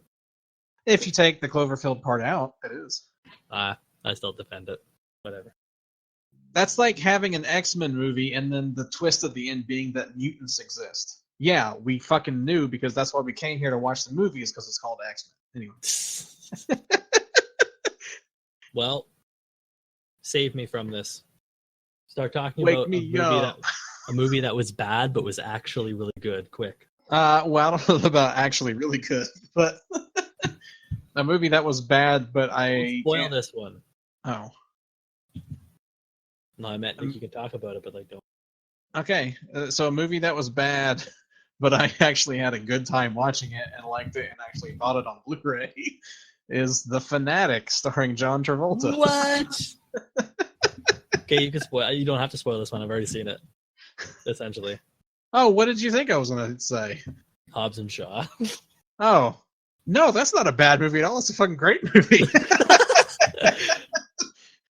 Hobbs and Shaw is like was like an 80s movie. So I like going into it knowing what it was just like a campy, silly buddy cop movie with like more and more ridiculous set pieces. It was like perfect. And I still gotta watch it. Yeah, I'm a huge Fast and Furious fan, and I haven't seen it, so I was scared you were gonna spoil it for me. But no. But instead, Moose is in the house. Yes, Moose is in the house. It's so, that's the thing, is like it's so bad, but not like in a Neil Breen or Tommy Wiseau bad way. Not like where it's a complete divorcing of like what reality is. It's just like they tried really hard and they're just really not that good. But I couldn't help but like it. Right. I Because can't believe you bought it on Blu-ray. Yeah, I did, and I had the slipcover too. I couldn't help it. It's in my best of the worst case. Nice. Yeah, so it's just, I mean, Fred Durst has his own music in one of the scenes where the guy is actually listening to it on the radio, and he's like, yeah, man, these guys are really cool. It's like, that's the thing, it's just too self-aware. Right. But that's kind of what makes it funny as well. It's like, these guys should know better than this. Why are they still doing it this way? So yeah, it's not shockingly bad. It's not shockingly inept. It's a very average script, really. But there are a few like what the fuck moments in the story where it's like, the guy he wouldn't just do that. He wouldn't just go away with them. Or did they not notice a dead body in their yard for an entire day? So it's one of those. I think it's one of those movies that it's so much more amplified if you're watching it with someone, right? Where you can like ask questions to each other, or like look at each other and go like, "That did that just happen? Did I see that right?" and I think it's one of those movies. Like the more not the more you watch it. Like I watched that 5 times this last year, but it's like you take Wow. 2021, you go back and you watch it again. 2023, you go back and watch it. I think it's one of those. It's like as the years go on, it's going to be more appreciated for what it is. So maybe it is like The Room. No, not in the same way. Ah, I'm trying to think of something that I could compare it to. it's incomparable. No, it's not. It's not that it's not comparable. It's sort of like, well, it's like I'm trying to think of something that you would know. Like I could say it's a Wings Hauser movie. You're like, who is that? So Who's that doesn't exactly. Or what's the guy's name? A Steve Barquette movie, and you're like, who is that? See, that's the thing is, I haven't given you the and it's not a Nicolas Cage movie, that's for sure. Who And is Adam that? West, fuck you. Oh, what would be something? It's like all the ones I think of are actually like really funny. I was like, Con Air. I'm like, no wait, that's a Nicolas Cage one. That's ridiculous. Yeah, who cares? Move. Yeah, sorry. Anyway, you can go on.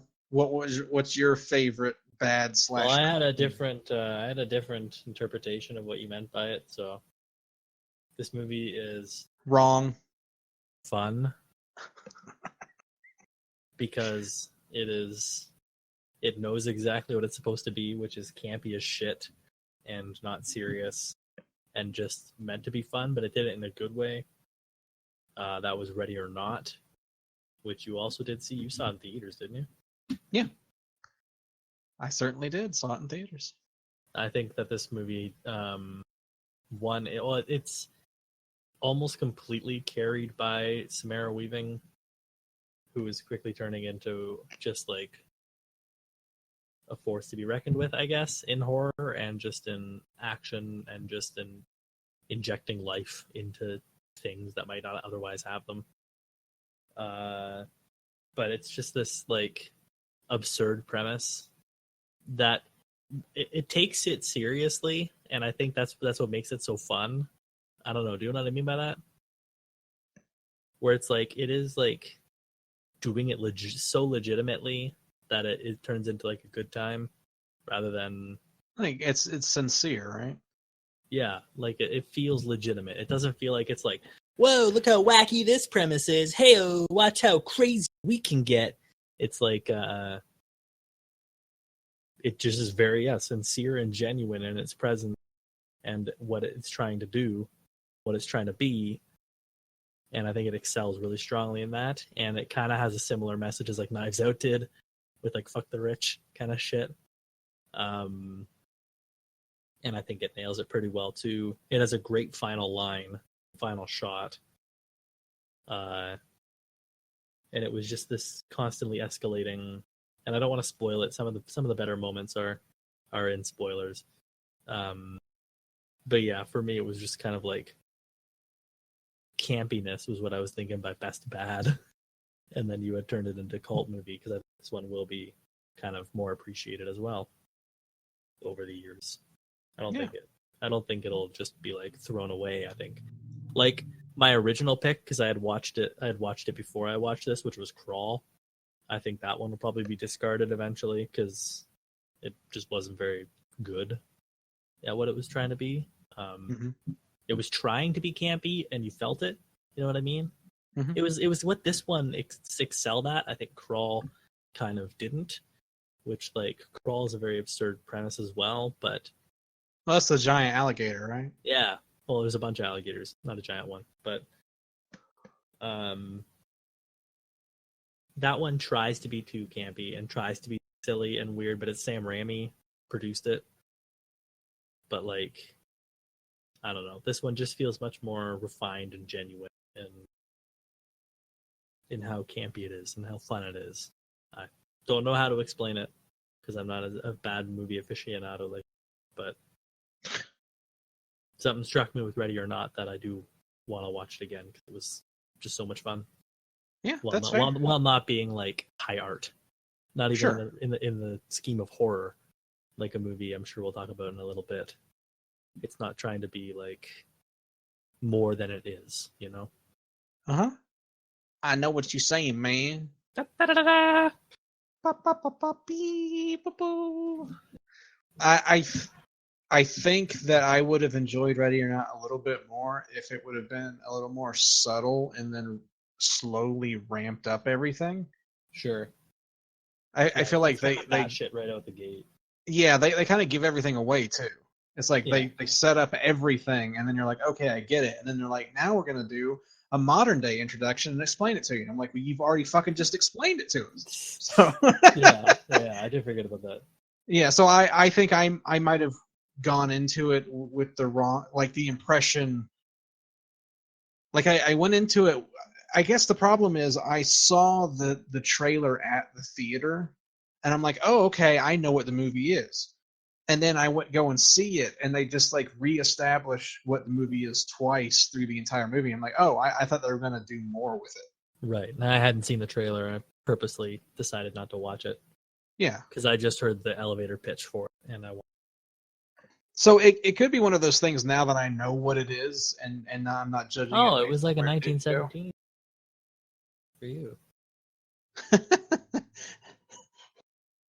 then I mean I saw all the stuff in 1917 trailers too. That was also disappointing Nope. because you're like, oh, that guy doesn't die in the cave in. Oh, because Nope. they show it in the trailer. Nope. And then he's in all these scenes that haven't happened yet. Yeah. But this guy wasn't in that running scene later. Oh, that means he might die soon. Whoopsie. It was rather bloodless and combatless for being an R-rated film too. Yeah. It's R just because of a couple of shots, like when he puts his hand through the body. Yeah, I mean it's very minor, especially when you go back and watch something like Saving Private Ryan. Yeah. Anyway, Or even like Paths of Glory. Feels a lot colder. Feels more real. well, yeah, because it actually has characters in it. Yeah. Anyway. You know, because it's a movie. Because it's Kubrick. You can't help but No, sneak because it it's a movie. What's next? Underrated of love. Say what? What's that mean? What's underrated mean? It means that either a lot of people don't talk about it, or people that have seen it don't rate it as highly as you would rate it. Right. So either it's underrated in the fact that it hasn't been rated enough, or it's underrated for the fact that when people rate it, they don't rate it as highly as you would. You said the word rate a lot. Rape? What? Rate. What? You know, like when you're outside in the garden and you have a rake, you're raking We're up. saying so many different words here. What was your pick for underrated movie, and why was it? That's correct. Well, I actually have two picks because wow, I was not gonna do that later on. I was expecting to get called out for it. Well, for one, I think that this is highly underrated, but it's technically it's not a movie, but like how I consider Twin Peaks to be a movie Oh my because god. it's all done by the same director and writer. I did put Too Old to Die Young. That would be my pick for underrated because hardly anyone has even seen it all the way through. Yep. So that to me is it's underrated in the fact that people have just not seen it. And that the people that have seen it either stopped after the first or second episode because they didn't like it, or they don't like that style, or they didn't think that it meant anything. But I actually thought it was fantastic. But I could understand if someone says that's not a movie. Because it isn't. Because technically isn't. So then I'm moving to my actual choice for underrated because I feel like hardly anyone talks about it, and it's never going to be up for any awards or any of that kind of stuff. Is Dragged Across Concrete. I did see that one coming. Because it's like it came out at the beginning of the year, and when it came out, hardly anybody talked about it, and then I think everyone like forgot that it came out. And I just think that it's another one, much like with The Irishman, it's a longer movie and it's a more deliberately paced movie, and you have to understand things about cinema or crime stories or the genre to get more out of it than just an average viewer would. Sure. because there's so many things that S. Craig Zoller plays with, whether it's genre conventions or the way that characters interact with each other, or the dialogue that is chosen to be used in the situation. I mean, to actually show someone eat an entire sandwich while he's smacking Yeah, when like they're on. another pie. Eat another Yes, pie. eating that pie from Ghost Story. So I just think, and that's the thing too, is it's not even my favorite Zoller movie. No. Obviously that's Brawl, Bone but it's Tomahawk. I really like Bone Tomahawk too. But that's the thing, is like I like all of his movies, and I feel like if this one would have come out before Brawl, maybe people would be talking about it more. Yeah. I don't People are know. just coming around to that now. Brawl. And that's the thing, is I think it's probably one of those things. He's one of those filmmakers that won't be appreciated until later. Yeah. Or at all. You know, because yeah, he's making really Obscure. good, solid but obscure, like grindhouse film. Yeah. He's doing the stuff where it doesn't necessarily have a lot of budget, but there's a lot of production value, and it's actually filmed really well. And when he does get he's a director of extremes. When he has something that's violent, it's very violent. When Right. he has someone that's strong, they're very strong. It's like his characters are set in stone. And it's like I like that he uses archetypes, because then you can so easily tell what's going on, and he doesn't necessarily have to use a lot of dialogue to explain what this person is. They can use the dialogue to actually do things in their world, and the stuff that happens to the character fits what should happen to that character, and characters usually get what they deserve by the end of the film as well. It's a very well written script Yes, overall.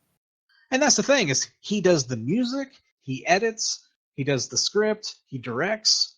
It's like he is the type of filmmaker that would have been around in the 60s, 70s, and 80s to make these types of films. And it's just sad that there's not these filmmakers, the John Carpenter types, to make these kind of films. I mean, even though he doesn't make the same type of story, but I mean, it's just like someone that's like, this is the type of movie I make. When you come to see, that's the movie you're going to get. I mean, Rob Zombie could kind of maybe be considered that, even though he doesn't necessarily Well, always there's make some the kind bigger of, budget versions of that too. Like you know what you're getting into with a Tarantino or a sure. Scorsese movie or an I A24 movie or a I Blumhouse feel movie. like Tarantino, it's like S. Craig's movies are different than Tarantino. S. Craig like understands what kind of movie would be made back then, and then makes it as if it was made back then.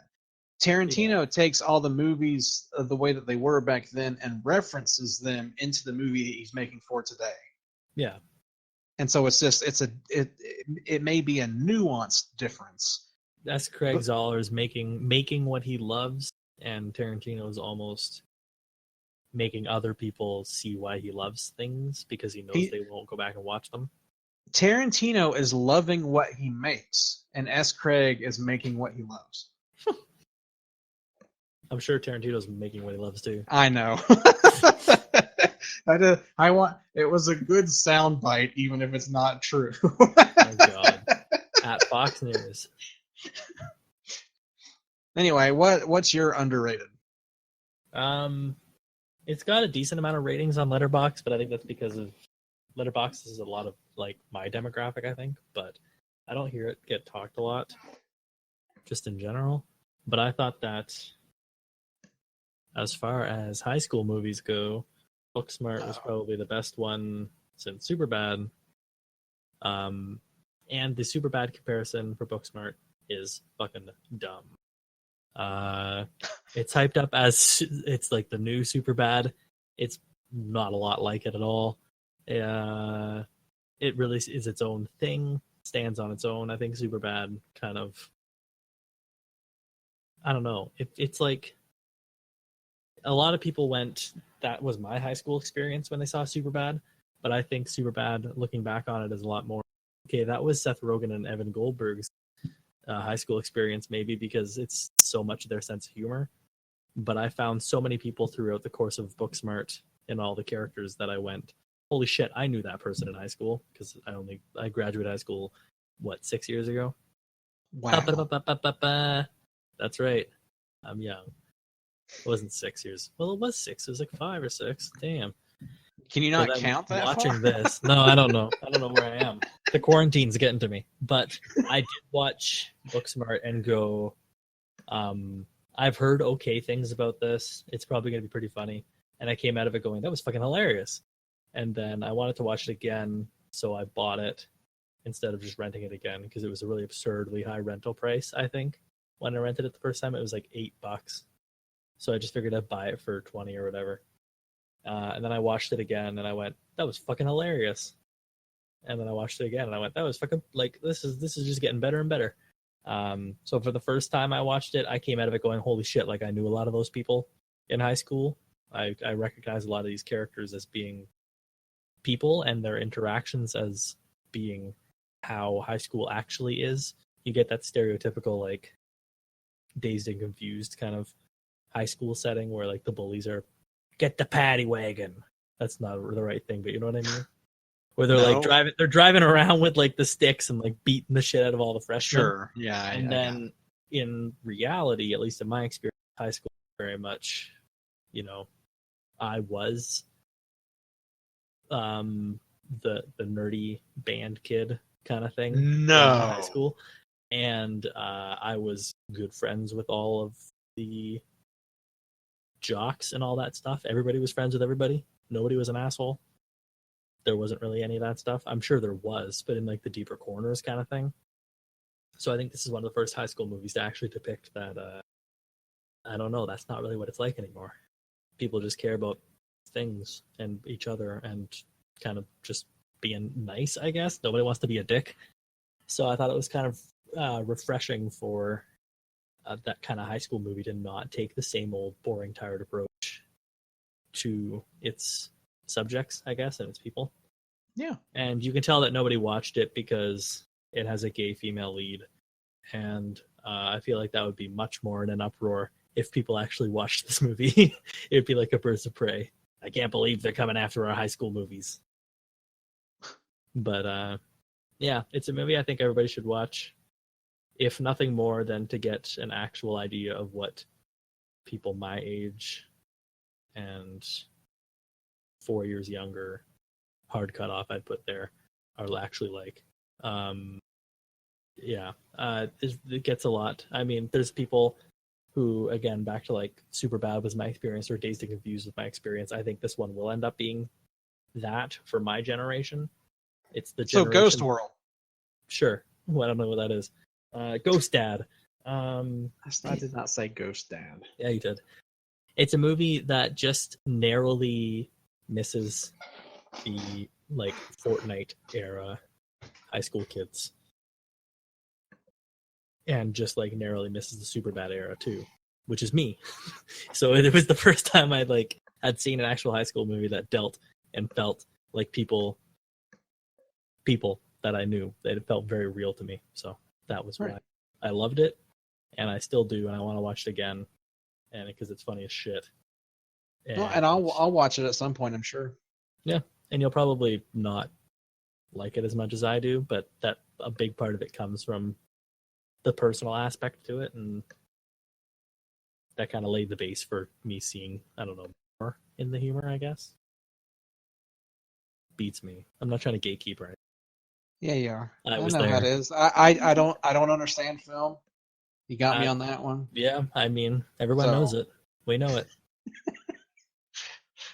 I do not have human experiences. Here's your chance, Garrett, to prove. Do you actually understand film? Do you know what film is? No. Here's your test. What is cinematography? What is it? Yeah. It's like those little flip things they have with like horses running on them. All right, you get 3 tries. That was try number 1. Okay, cinematography is like that substance that you can't smell, but if someone puts it on a no, that's cinnamon toast washcloth. Oh, and then they knock you out. No, that's chloroform. What am I thinking? Yeah, I mean, cinematography. Another credit they sometimes use is director of photography. So if you think about the person that's setting up the camera, that's the thing with cinematography is you don't always have a cinematographer. I mean, you always have a cinematographer, but it's not always the person that's credited with that. It's the one that's actually doing like moving the cameras and telling everyone what lens. It's the person that's in charge of what lenses should be, or to debate with the director basically, what lenses should be used for certain things. Unless you're Orson Welles or Kubrick, yes. How to light certain things to get what the director wants. Where to put lights within a frame. Sure. Cast shadows in certain areas. Camera movement. To use movements. Yeah. They're the ones that deal with like focal length. Much like when we were talking about in the best action scene, there are great cinematographers that are held back by their directors because they are working for the director at the end of the day. Right. Peter Deming shot Twin Peaks: The Return. He also shot My Cousin Vinny, which is a good movie, but is very standard. Yeah, shot completely different. Versus Twin Peaks: The Return, or Mulholland Drive, or Lost Highway, or something like that with a lot more personality and stuff to it. So it's very much the cinematographer's job to bring the director's vision to life through the film, through the camera. What did you think the best cinematography of the year was? Oh, well, yeah, I'm just going to go right out and say it. Midsummer. Nice. Since you're not updating our lists anymore. Why? What are you talking about? Yeah, so, Midsummer has a very specific color palette.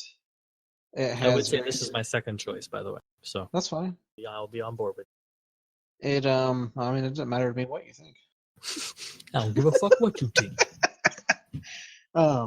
It has very specific fade ins and fade outs where like images are superimposed over each other. There's some fantastic camera movement, especially like when they come into the village with it does that gorgeous shot where it flips the camera upside down. Yes, and seeing it at the theater was an experience as well.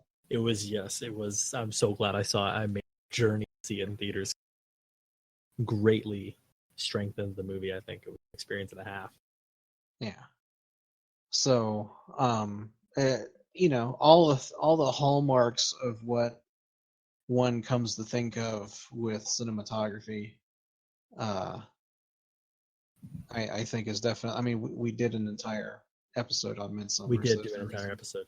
Yeah, it has really pretty camera work. Yep. Really. What did you think? Really adds to the etherealness of the world, I think. I would agree. Really, it makes it feel otherworldly. Like the camera floats. The camera feels high at times with some of the stuff. Almost like a Yorgos movie. Yeah. Or a Kubrick movie. See, when I try not to bring them up, then or you a Lynch movie. Or a Bergman movie. Fuckhead. Yeah, the cinematography and the light. I just spoiled my thing. Did you see that? Because I looked at the word.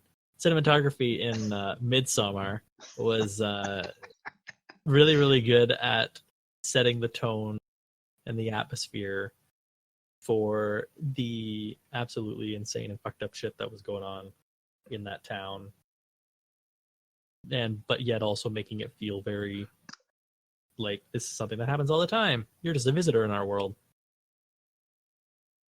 I'm a traveler of both time and space. That's why I'm not. But yeah, we did a whole episode on it too. So my pick was The Lighthouse because I spoiled it earlier. For the same reasons when we talked about production design, this movie really did a good job at making the world feel very claustrophobic and made you kind of feel like you were going insane at the same time. There was really great perspective shots, and making the lighthouse look like a dick multiple times was awesome and hilarious. And just the use of old cameras was really unique, I think, for this kind of film, but added to it. Sure. And despite it being Willem Dafoe and Robert Pattinson, I barely ever saw that because of how much this world was well crafted. And I think it had everything to do with the cameras that they used and the aspect ratio that they used. And I think that if you change either one, you lose a significant amount of its allure, Magic. I guess, and magic. Even if you just shot it on a nice camera in the same aspect ratio, like it feel as, like I said earlier, dirty and gross. I think it was really good at capturing, like the camera shifts in and out of focus sometimes. Mm-hmm. I don't even think that was intentional. I think it was just the camera doing it. But it's in like moments where you feel like you're losing your mind. So then for it to go like subtly out of focus and then back in again, keep talking about Kubrick, but like it feels like a movie that through its cinematography and its production design gets into the back of your head and drives you insane along with the characters. So that was why it was my pick for the best cinematography of the year. And I warred with myself between this and Midsommar. And I figured you were going to pick Midsommar. That's why I picked Lighthouse. Wow. How dare you. I wanted to talk about more movies. Do you have anything to say about Lighthouse? All the things that you said are the exact same thing. I mean, yeah. I mean, it's just like with what we said about the production design. I kind of put everything together into that because I knew I wasn't gonna pick it for cinematography. Yeah.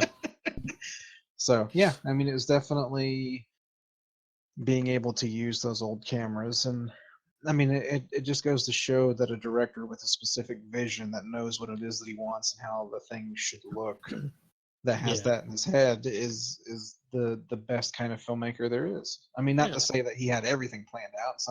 Some things may have been happy accidents or whatever, but to know what it is that he wanted and then goes out and actually gets it done is it keeps those kind of people in high regard. And I look forward to seeing his Vikings movie as well. Me too. But I wish he would get out of the, hey, this is an old time period thing, because I'm afraid it's going to start to get stale. Yeah, we'll see. Yeah. Now we get to the fun one. We're going to talk about a couple of performances each, but because I'm sure we'll have some crossover. I don't know. Do you want to do 3? What do you think? I mean, I have 3. So do I. We don't have to go deep and let's not. Yeah, we'll try to, and I'll try to not speed it up a little bit, but especially picture. I feel like we don't really have to talk about diddle. I'm assuming that's what you're picking. It's then you're number 1 on the fucking. I know. Thing. That's the bad thing.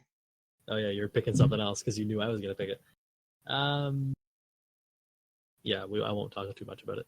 So we'll try to accelerate because we're at 2 hours. Just so you know. But there's some cuts. There's some cuts. Obviously, there was like that bit where I went and got a cup or whatever, but still. Yeah. Yep. So last year we decided to do our performances instead of doing like best supporting and lead actor and actress. We just decided to pick 3 of our favorites of the year, and I think we're going to do that again. We'll go back and forth, kind of like we did last year, and if we have any crossover, we can just like be like, oh yeah, I had that one too, and that would be like our defining point or whatever. But so, what was your first favorite performance of the year? It could be your absolute favorite, or if you just picked 3 and you that's one of them. Yeah, for mine, the 3 are on equal terms. I don't think I could necessarily split them up. So the first one that I automatically thought of was Florence Pugh in Midsommar. Mm-hmm. The way that she let loose her emotions and was able to like keep that being on edge at an elevated state for the entirety of the runtime had to have taken a lot out of her, as much as she had to have cried on set over multiple takes. Yeah. You know, it's if you're doing a more quiet performance or an introverted performance or an introspective performance, that still takes a lot out of you, but it's not the same as doing something so over the top kind of it makes me think of like someone like Nicholson in The Shining, where he has to be that level like all the time. Like that would Yeah, have to be such a drain on the energy. sure. And it's just like that's what she did, and she was consistent through that, and especially with it being like two storylines running concurrently of this this was a movie about relationships and breakups, but it's also a movie about cults and religions and all this other stuff. So it's like being able to have to perform on those two tiered levels and actually making both of those storylines work. Just it, takes someone special to be able to do that. And I look forward to more movies that she's in. And she was my absolute favorite performance of the year as well. She was going to be my first pick, pretty much for all the reasons you said and that we probably said in the cast. I can't remember too well, but like you said, it's just this sustained level of like her anxiety and ability to show just these varied states of emotion um, before catharsis towards the end. I think she has this great ability to portray any kind of emotion, any kind of emotion period, basically, and it really helped to ground it. Much like I think, and this was a joint one last year with Ari Aster as well. Much like Toni Collette in Hereditary, I think there hasn't been this level of a good portrayal of grief in a long time, Right. and I'm just happy that she got her again catharsis versus cutting her head off in like Hereditary. um, and yeah, it must have been draining. There's a reason she talks about how going into Little Women, which she did after, was like comfort food. Going from this to like hug. So yeah, it's a great performance. I don't know what else to say. He basically just stole everything from me. Sorry, that's what happens when I go first. So that's both of us for one of them, I guess. That is true. Wait, I guess it's me now, eh? Hold on. Either way, I mean, I don't mind going again since you just Oh my talked. god. Well, no, I'll do it. All right. Because it might actually be another crossover. I don't know for sure. I'm writing it down so I keep track of said what. And I'm saying now both of these people's last names start with a letter E. And that's because Bradley Pitt was the coolest motherfucker on screen all goddamn year once upon a time in Hollywood. All right, Cliff Booth is sick as fuck. Okay, listen up here. I don't know what else to say. We already did a whole cast on. Basically, we gotta stop doing movies that come out this year. Basically, this was this fantastic supporting Brad Pitt in Once Upon a Time in Hollywood, and I think that he's probably my favorite Tarantino character, which is saying something. His role feels so lived in, and he just feels so natural in it. You can kind of feel the history between him and Rick Dalton. And I think that's a great dual performance, but specifically Pitt, who kind of is this backbone movie who will carry everything, like the whole, well, I had a six-pack in the back, I just figured I would. And it's stuff like that. It just feels like he just feels like such a cool hero. And I want a friend like that, Sure. Plus, there's that scene where he's acting high at the end of the movie, and it's No, it was something longer. yeah, something dumber than that. Yeah, it's something dumber than that. That's what. Is even though Florence Pugh gave my favorite overall performance of the year, I think Brad Pitt in that scene was probably the best thing I saw all year, performance-wise. It was just, and it gets funnier every time, which is saying something. Yeah. That's all I got to say about Brad Pitt, because I mean, I really like Pitt as well. I mean, I didn't pick him for this because I didn't necessarily think it was going outside of his range. But man, Oh talk about a no, likable character. I mean, it's we'll like talk about a character that's so matched to his actor. That's the thing. yeah, It's not outside his range because it's just fits so perfectly. yeah, And I don't know if perfect casting. Brad Pitt has had a role that just plays to his strengths so like dominant. Right. Fully Yeah, deserved the Oscar that he won. I don't think we talk about it much. I Underrated mean, performance. yeah, I can't think of anyone else portraying that role better than he could. 100%. All right, so you ready for my next one then? Yep. I'm gonna go ahead Leonardo and DiCaprio. no, I'm gonna go ahead and say the one that everyone probably knows. Oh God, Joaquin. Joaquin Phoenix is the Joker. Because of the physical transformation, because of him thinking about using motion and movement as part of his character traits, it's the Joker movie would not have gotten much of anything if they would have gotten someone else to do it rather than Phoenix. I mean, especially coming off of, I like Jared Leto and certain things. I think he can be a good actor, but he was so like of no use to that film whatsoever. And to be able to be in nothing else, just to be in the conversation with Mark Hamill, Jack Nicholson, and Heath Ledger. Yeah. It's like he was able to bring something a little bit different to the role. He was able to bring a more grounded quality in the fact of like you actually feel sorry for him, which is really hard to do with a mass murdering psychopath. Mm-hmm. But it was never really a thing where you were on his side. And so to be able to play someone that could be sympathetic but is obviously the villain and obviously doesn't have any control over reality and there's obviously something wrong with. Sure. To me, it's like it takes a different kind of person to be able to do that. So to me, is one of the Oscars that was definitely deserved. Yeah. That I had no problem at all with him winning, and I think he gave a good speech afterwards that a lot of people laughed at and made fun of, but had a bunch of really good points. Yep. Which has nothing to do with his performance. I agree with you. But anyway, so as much as that movie had problems, his performance was definitely not one of the ones that was an issue. Both Oscars Joker won and deserved. I will stand by that. I think that Phoenix carries that movie on his back. And yeah, the only reason I didn't pick it was I don't know. I just felt like it went without saying. Not that I'm mad at you for picking it, because I'm glad to talk about it, because it literally is one of the best performances I think I've seen in a very long time.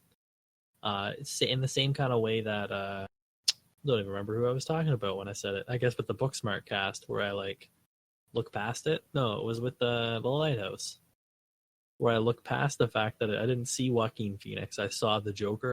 I saw Arthur Fleck.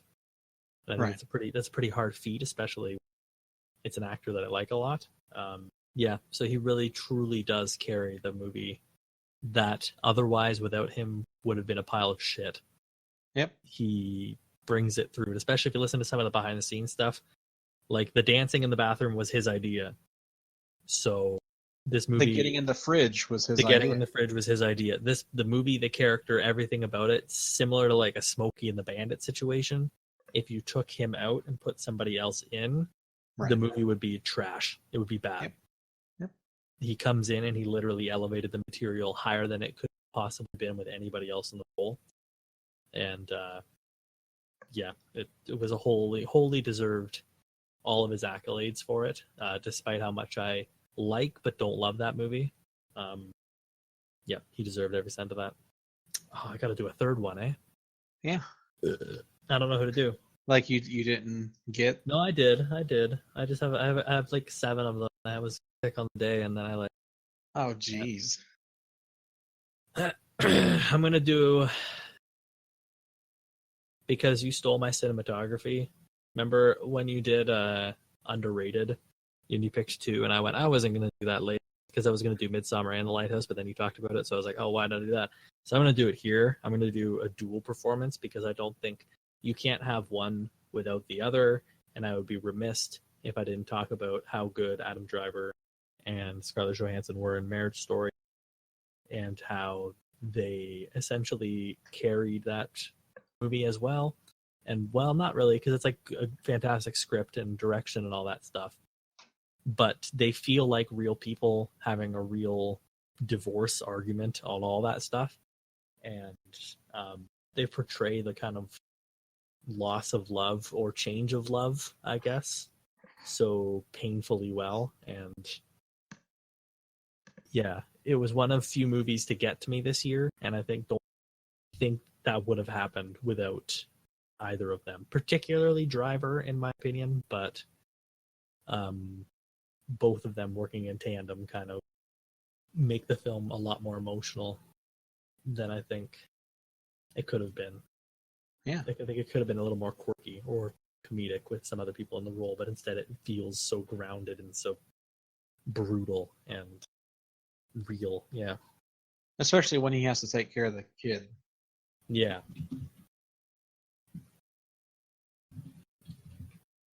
I don't know. What do you think? No, I agree with you about Adam Driver and Johansson. I think Scarlett was specifically underwritten a bit because it was his story, or at least a lot of it was shown from his point of view. Yeah. It's like, I could kind of appreciate that because at the same time she also didn't necessarily know what she wanted to do or where she was going with her life, and that was some of the reason why she wanted to get away from him, is to become her own person. Mm-hmm. So it's like there was a reason for that. So yeah, it's like you said. I think if you like the chemistry of non-chemistry is like people that have known each other but have grown detached from each other because they do have those feelings but they don't have the feelings. That's so hard to portray naturalistically. Yeah. Because it's easy to portray people that have never met before, especially if you've never met, because you just act natural. And it's easy to act like, good-looking actors in Hollywood to act like you're in love. Well, that's fucking easy. Or even to act like you hate somebody and be angry with them and because you can project. Angry. Yeah. Yeah. But to do something with such, like, these are two people who love each other very, very much, but kind of not in the romantic way anymore. And I think it's about them hashing it out for a little bit before, we get that evolution and that kind of happy-ish ending, I guess, for them. But it's an acceptance of an ending. Yeah. It's the fact that they realize where they're at. Where they have to be for the kid. So I don't think I saw that raw of a relationship in a very long time. And watching it like the same week as I watched the Before trilogy was also not a great idea, because it was just I was getting slapped in the face by emotion constantly. It's the kind of relationship movie that almost only an indie can do. Yeah. Yeah. So props to Netflix for putting it out with Baumbach, and props to Baumbach for writing such a autobiographical.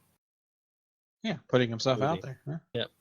So, for better and for worse, because Driver's a little bit of a prick, but I guess it all works out in the end, right? That's what they say. So, are you ready for my last one then? Yeah. Is it going to be a surprise one? Is that why you saved it for last? Is it going to be the Ryan Gosling of this year? Did I get excited? I doubt it. Oh. We've talked about it already. Jason Statham and as the swimmer. Oh, and The Rock and Hobbs and Shaw. Since you did a double shot. Now I wonder if I should look through to see if there's anything. Anyway, no. It's so easily told what is going to be mine, I think. But Willem Dafoe in The Lighthouse. Yep, I almost did it. I did Driver and Johansson instead. Johansson. It's Johansson. He's not Johan. She's not Johan Johansson. Johansson. I was so close to picking Willem. The thing is, when I was watching the movie at the cinema, I was thinking to myself, I really think Robert Pattinson is a great actor, but he's not Willem Dafoe. And it's like, and that's the thing, is like, I could tell how good of a performance Pattinson was doing, but Dafoe was wiping the floor with him. Yeah. Because I think he should have won an Oscar. As much as I he love should Brad Pitt. have. He really should have, because I mean, first off, I love him in Florida Project. Like he plays guys that are completely off their rocker great, and he plays regular guys really great. And it's interesting to me with this is like he went. It could have been such a caricature of being like a Popeye type, you know. He just, you know, with him being the old salty dog. But that's the thing, is like he almost had to learn like a Shakespearean language. Yeah. To be able, yeah. But he sold it. Like he gave everything.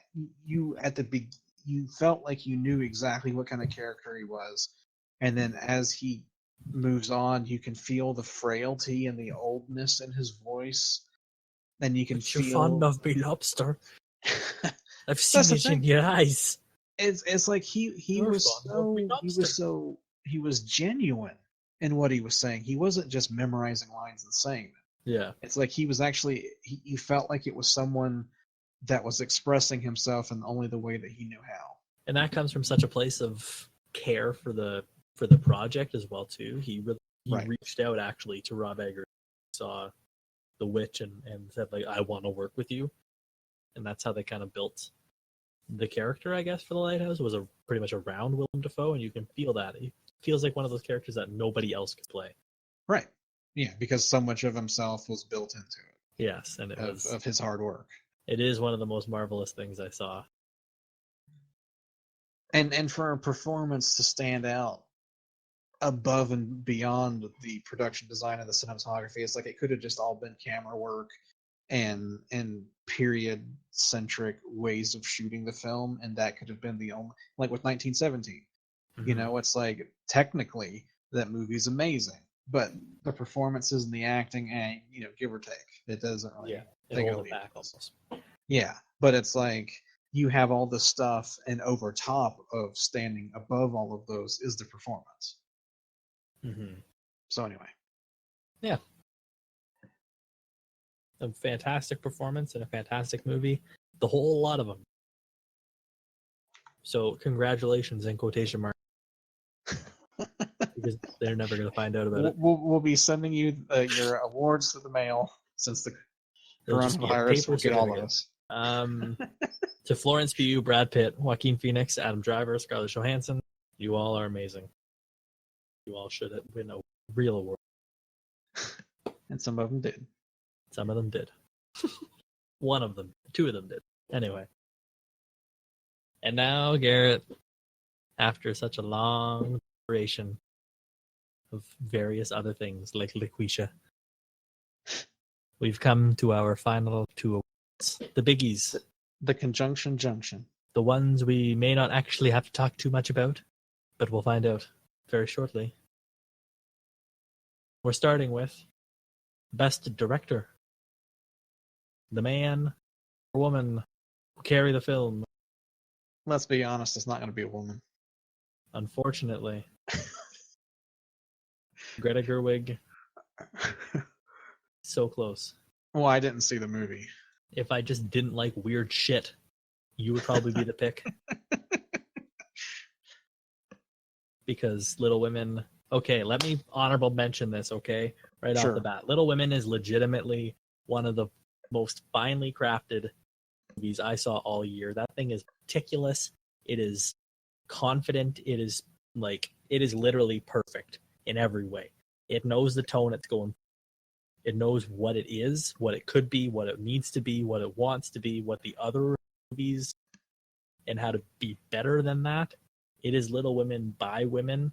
I'm not going to say for women because I fucking liked it, but it is like a warm embrace of a movie, and it all comes from Greta Gerwig. it's a shame that I like weird shit. Otherwise, she would be my pick, because that was me prefacing it like we can only pick one, but also I'm gonna squeeze you in here anyway because like we're not the Oscars, okay? We need to nominate you. Yeah, that's it. That's my time. Yeah, I mean that's fine because I didn't see it, so. Yep. And I'm not gonna. Well, I was gonna say I'm not gonna spoil it, but you're probably already. I mean I've seen Little Women. I don't know how many times. But she was not my pick for the best director. As much as it was close. But do you want to go first, or do you want me to go? I haven't gone first all night. Why don't you go ahead? My favorite director of the year, the one who I think took me on a spiritual ride into hell, was Ari Aster for Midsommar. I love Hereditary. Let me get this straight. This movie blows it out of the water, I think. It is. I have not seen it since I'm scared to, because this movie is this fucking beast to me. It is this like disgusting, vile, beautiful, wonderful film that I think is just so finely crafted. Whether it's the performances like we talked about, the cinematography like we already talked about, or everything like we already talked about in the podcast that we did on it. Midsommar, and because of Ari Aster and Crazy Mind, it's so meticulously orchestrated to manipulate you, I think, into, I don't even know. It's a spiritual trip. It's like a drug trip.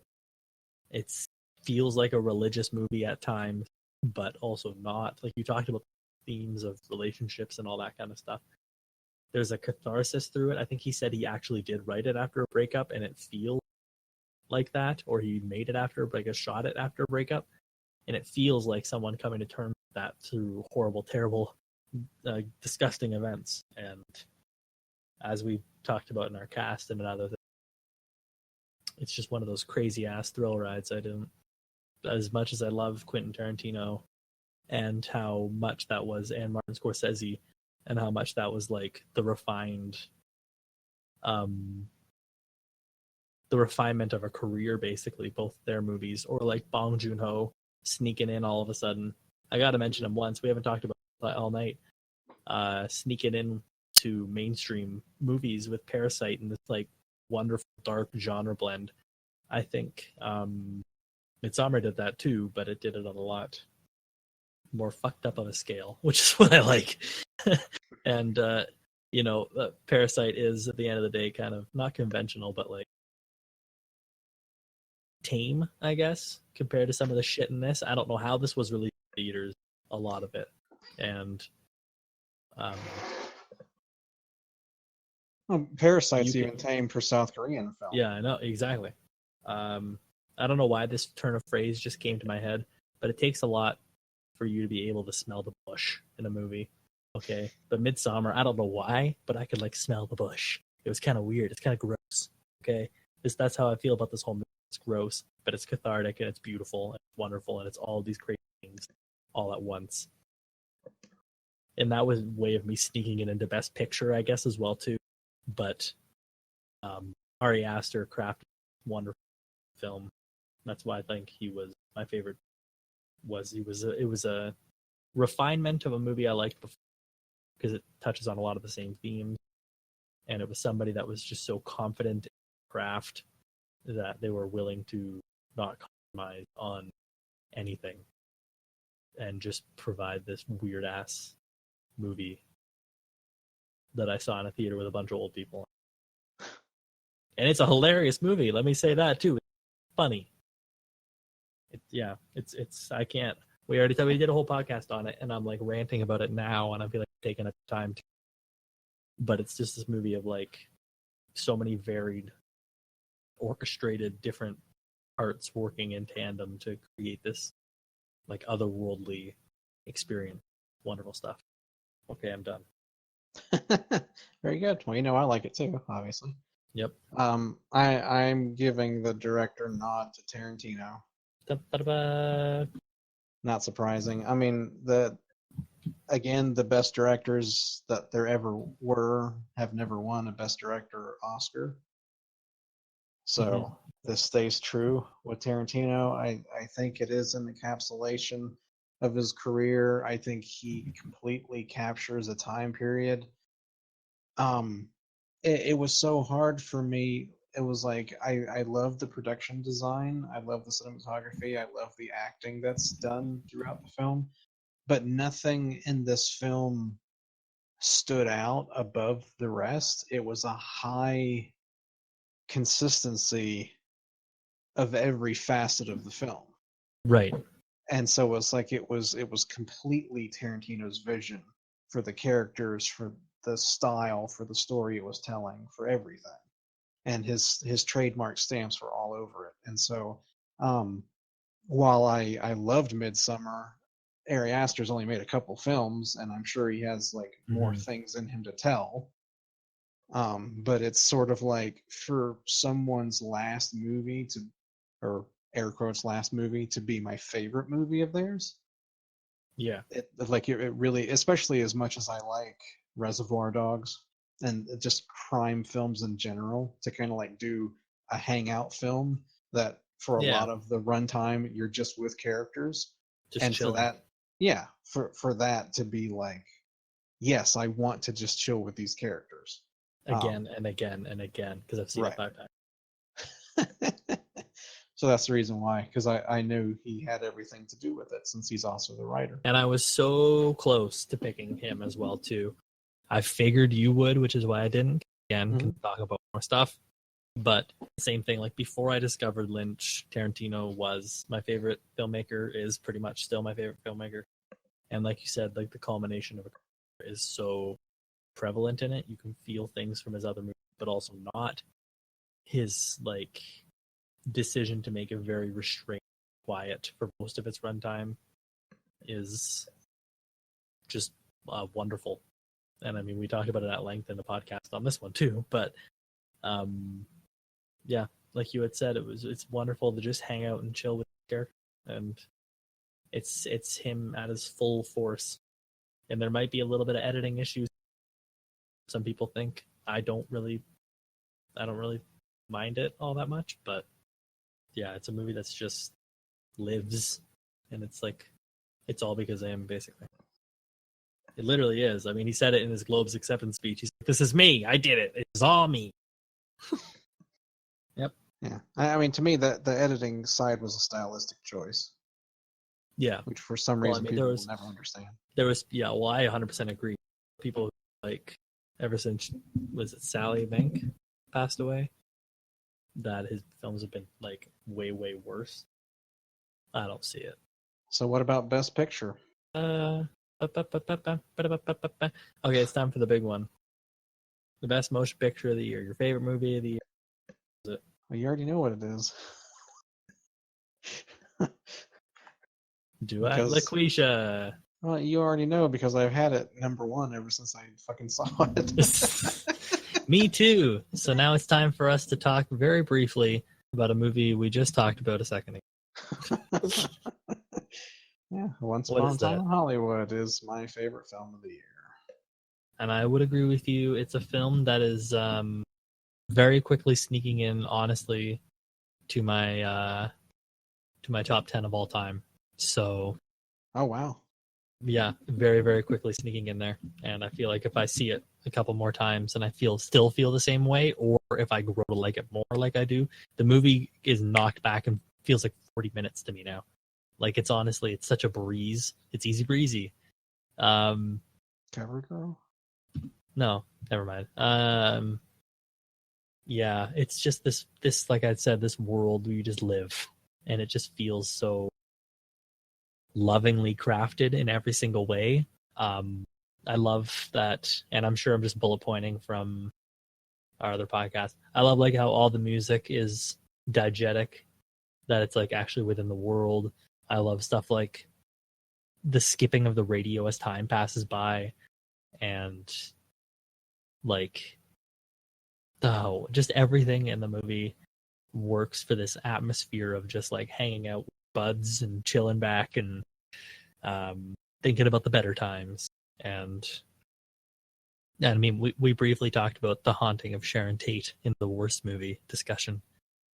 But the amount of respect and love and admiration that Tarantino has for Sharon Tate that comes through in this movie, I think it's a damn shame the people who kind of took the fact that Margot Robbie doesn't have a lot of lines and ran with that. It's unfortunate because if you actually watch the movie, there's a lot of love for the person that Sharon Tate was, and I think that it's just this wonderfully crafted film that creates a world that Tarantino wishes existed, knows that it doesn't, but I don't know, dreams about anyway. Right. Yeah, I don't know. We talked about it at length in its own podcast, but it truly is one of those movies that is just so revelatory to me, I guess. And it's weird for something I actually didn't like a lot the first time coming out of it. Not didn't like, because I think I still gave it 5 stars right away. But coming out of it, I went like, you know what? I don't know how I feel about that. I really don't. Like, I know it's something really good, but like I was expecting badass opening credits. I was expecting, a faster pace. I was expecting this and this and this. And I think as I saw it more, the kind of subversion at the end of a career special for Tarantino to do, like you had talked about, and making that hangout movie was a brilliant choice, I think. Yeah, it's very much so a mature film for him to perhaps hang his hat on. Yeah. Is there anything you want to add? No, all the things we've already said. I just I basically said what the director side of things is. To me, it was the most complete film, where it's everything was done supremely well, and so that's the reason why it was Best Picture for me. I really don't have anything negative to say about it whatsoever. That's not true. I know you hate feet. A lot of feet.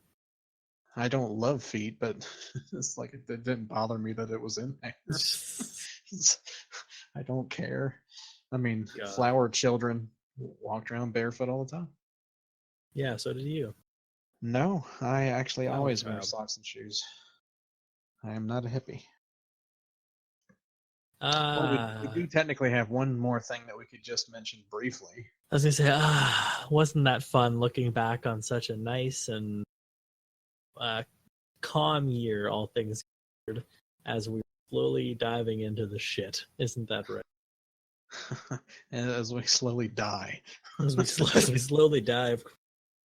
It was so nice to look back on. I wish we had a 6-pack. We should have shared a 6-pack over the mic. Like Rick Dalton and Brad Pitt. See? I had beer. We should have done it. We should have done it. And ordered a pizza. And had a cigarette dipped in acid. Yes. To look back on the good old times last year and wonder and look at what was. As of recording this, it's March 17th, and I have not seen a film in theaters this year. If that's any indication on how this has gone so far for movies, I don't know if I will now because of the coronavirus, but it was because nothing good has come out so far. I've seen a couple films. But let's look ahead, Garrett. What's your most anticipated movie of the year? You already know mine. You said it off the bat. It's Dune. Dune is going to be great. Dune is going to be awesome. Didn't that already come out? Dune 2020. It's going to be pushed to 2021. Denis Villeneuve making a sci-fi epic. We already saw that a couple of years ago, but he's going to do it again.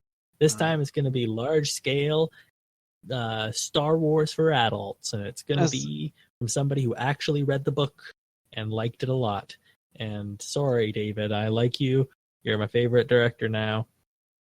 But let's give somebody else a crack and let's see what happens. As long as Timothée Chalamet is in it, I'll be okay. Uh-oh. I feel like you'll be able to look past him because of a plethora of other characters and great actors that all die in the first half. Do you remember that I don't necessarily like the director? Well, maybe you stop being such a fucking bitch. Boom. Boom, boom. Yeah, well, if I could give myself head trauma and forget everything I've already seen before, maybe I'd be impressed by it. Whatever. Bam. Whatever. I'm going to force you to watch one of it. To watch one of what? one of his movies before. For this I've cast. seen lots of his movies. You're gonna have to see one you haven't seen. Oh, that I haven't seen? Yeah. What's your most anticipated movie? Or shit face? I'm going to read the description. Wow. Oh. And then I'm going to read the writer, and then I'm going to read the director. Okay? Okay. So it is a murderous cop returns from the dead to patrol the New York City streets and kill those who turn to him for help. I already know what this is. And it's written by Ed Brubaker. Yep. The guy who has written some of the best modern noir graphic novels. And it's directed What else did he write? Well, I think he was a consultant on the Captain America movies, the new ones, because he wrote those. Didn't he write? Anyway. Didn't he write what? Who's the director? Didn't he write this? The director is Nicholas Winding Refn, and it's Maniac Cop. Yeah. And yes, it's a remake. Yeah, Ed Brubaker created Die Young. He created what? You cut out. Too Old to Die Young. Ed Brubaker? Yeah. Never heard of it. You're an idiot and I hate you. He just fucking walked right into it. Maniac Cop. It's going to be sick. I should watch the original. Who's playing Maniac Cop in this one? Oh, God. The original is fucking badass. Who's playing him in this one? Wasn't it Bruce Campbell in the old one? Bruce Campbell is in the old one, but Robert Zadar is the Maniac Cop. Oh, God. Yes. And it's Bill Lustig. Anyway. God. I love Maniac Cop. There's 3 of them. But Larry Cohen wrote the original. You know who Larry Cohen is. Yeah, he's one of the Coen brothers. Oh, God. I'm going to slap you dead. No, he did a bunch of blaxploitation movies, like Black Caesar and Hell Up in Harlem, but he also did the It's Alive trilogy and Q and The Stuff. Anyway, he's Larry Cohen is like one of the greatest B movie directors ever. But anywho, I can't wait to see. It's gonna be wild. I'm pretty excited for it too. There's lots of other stuff coming out this year as well that should be interesting. There isn't a Star Wars film, which makes me very happy, but there is a couple of Marvel movies that I'm not really excited for, so I'm pushing past those. And I'm going to talk about Tenet, Christopher Nolan. That's going to be pretty cool. Last Night in Soho, Edgar Wright, lots of great people coming out and doing movies, and that's all I know because this movie looks weak as shit. But video games, Garrett, are going to be pretty fucking cool. So I'm excited for that. Brubaker also wrote an episode of the first season of Westworld. I know. Well, you didn't say it. That's because I didn't care. Me mo. Me mommy. Me mamu. Can you believe it? We came to the end of another whole the Digital podcast. That's great. Don't forget to like, subscribe, follow us. All the links are in the description. Fuck you. Let me tell you, this podcast felt like a year. Da, da, da, da, da, da, da. This might be the longest podcast we've ever done. That's what she said. And nobody's here, so we're not even going to say all that crap at the end of it. All right. Like, subscribe. Follow us on Twitter and LB. Like, subscribe. Be sure to tune in next week when we talk about... Sure. Be next week, but tune in. We talk about something else. When you decide what it is you want to fucking do. Nope. Never going to. Never gonna dance again. Now we just got hit by a smooth criminal. You have got no. You've been struck by. You've been hit by a smooth criminal.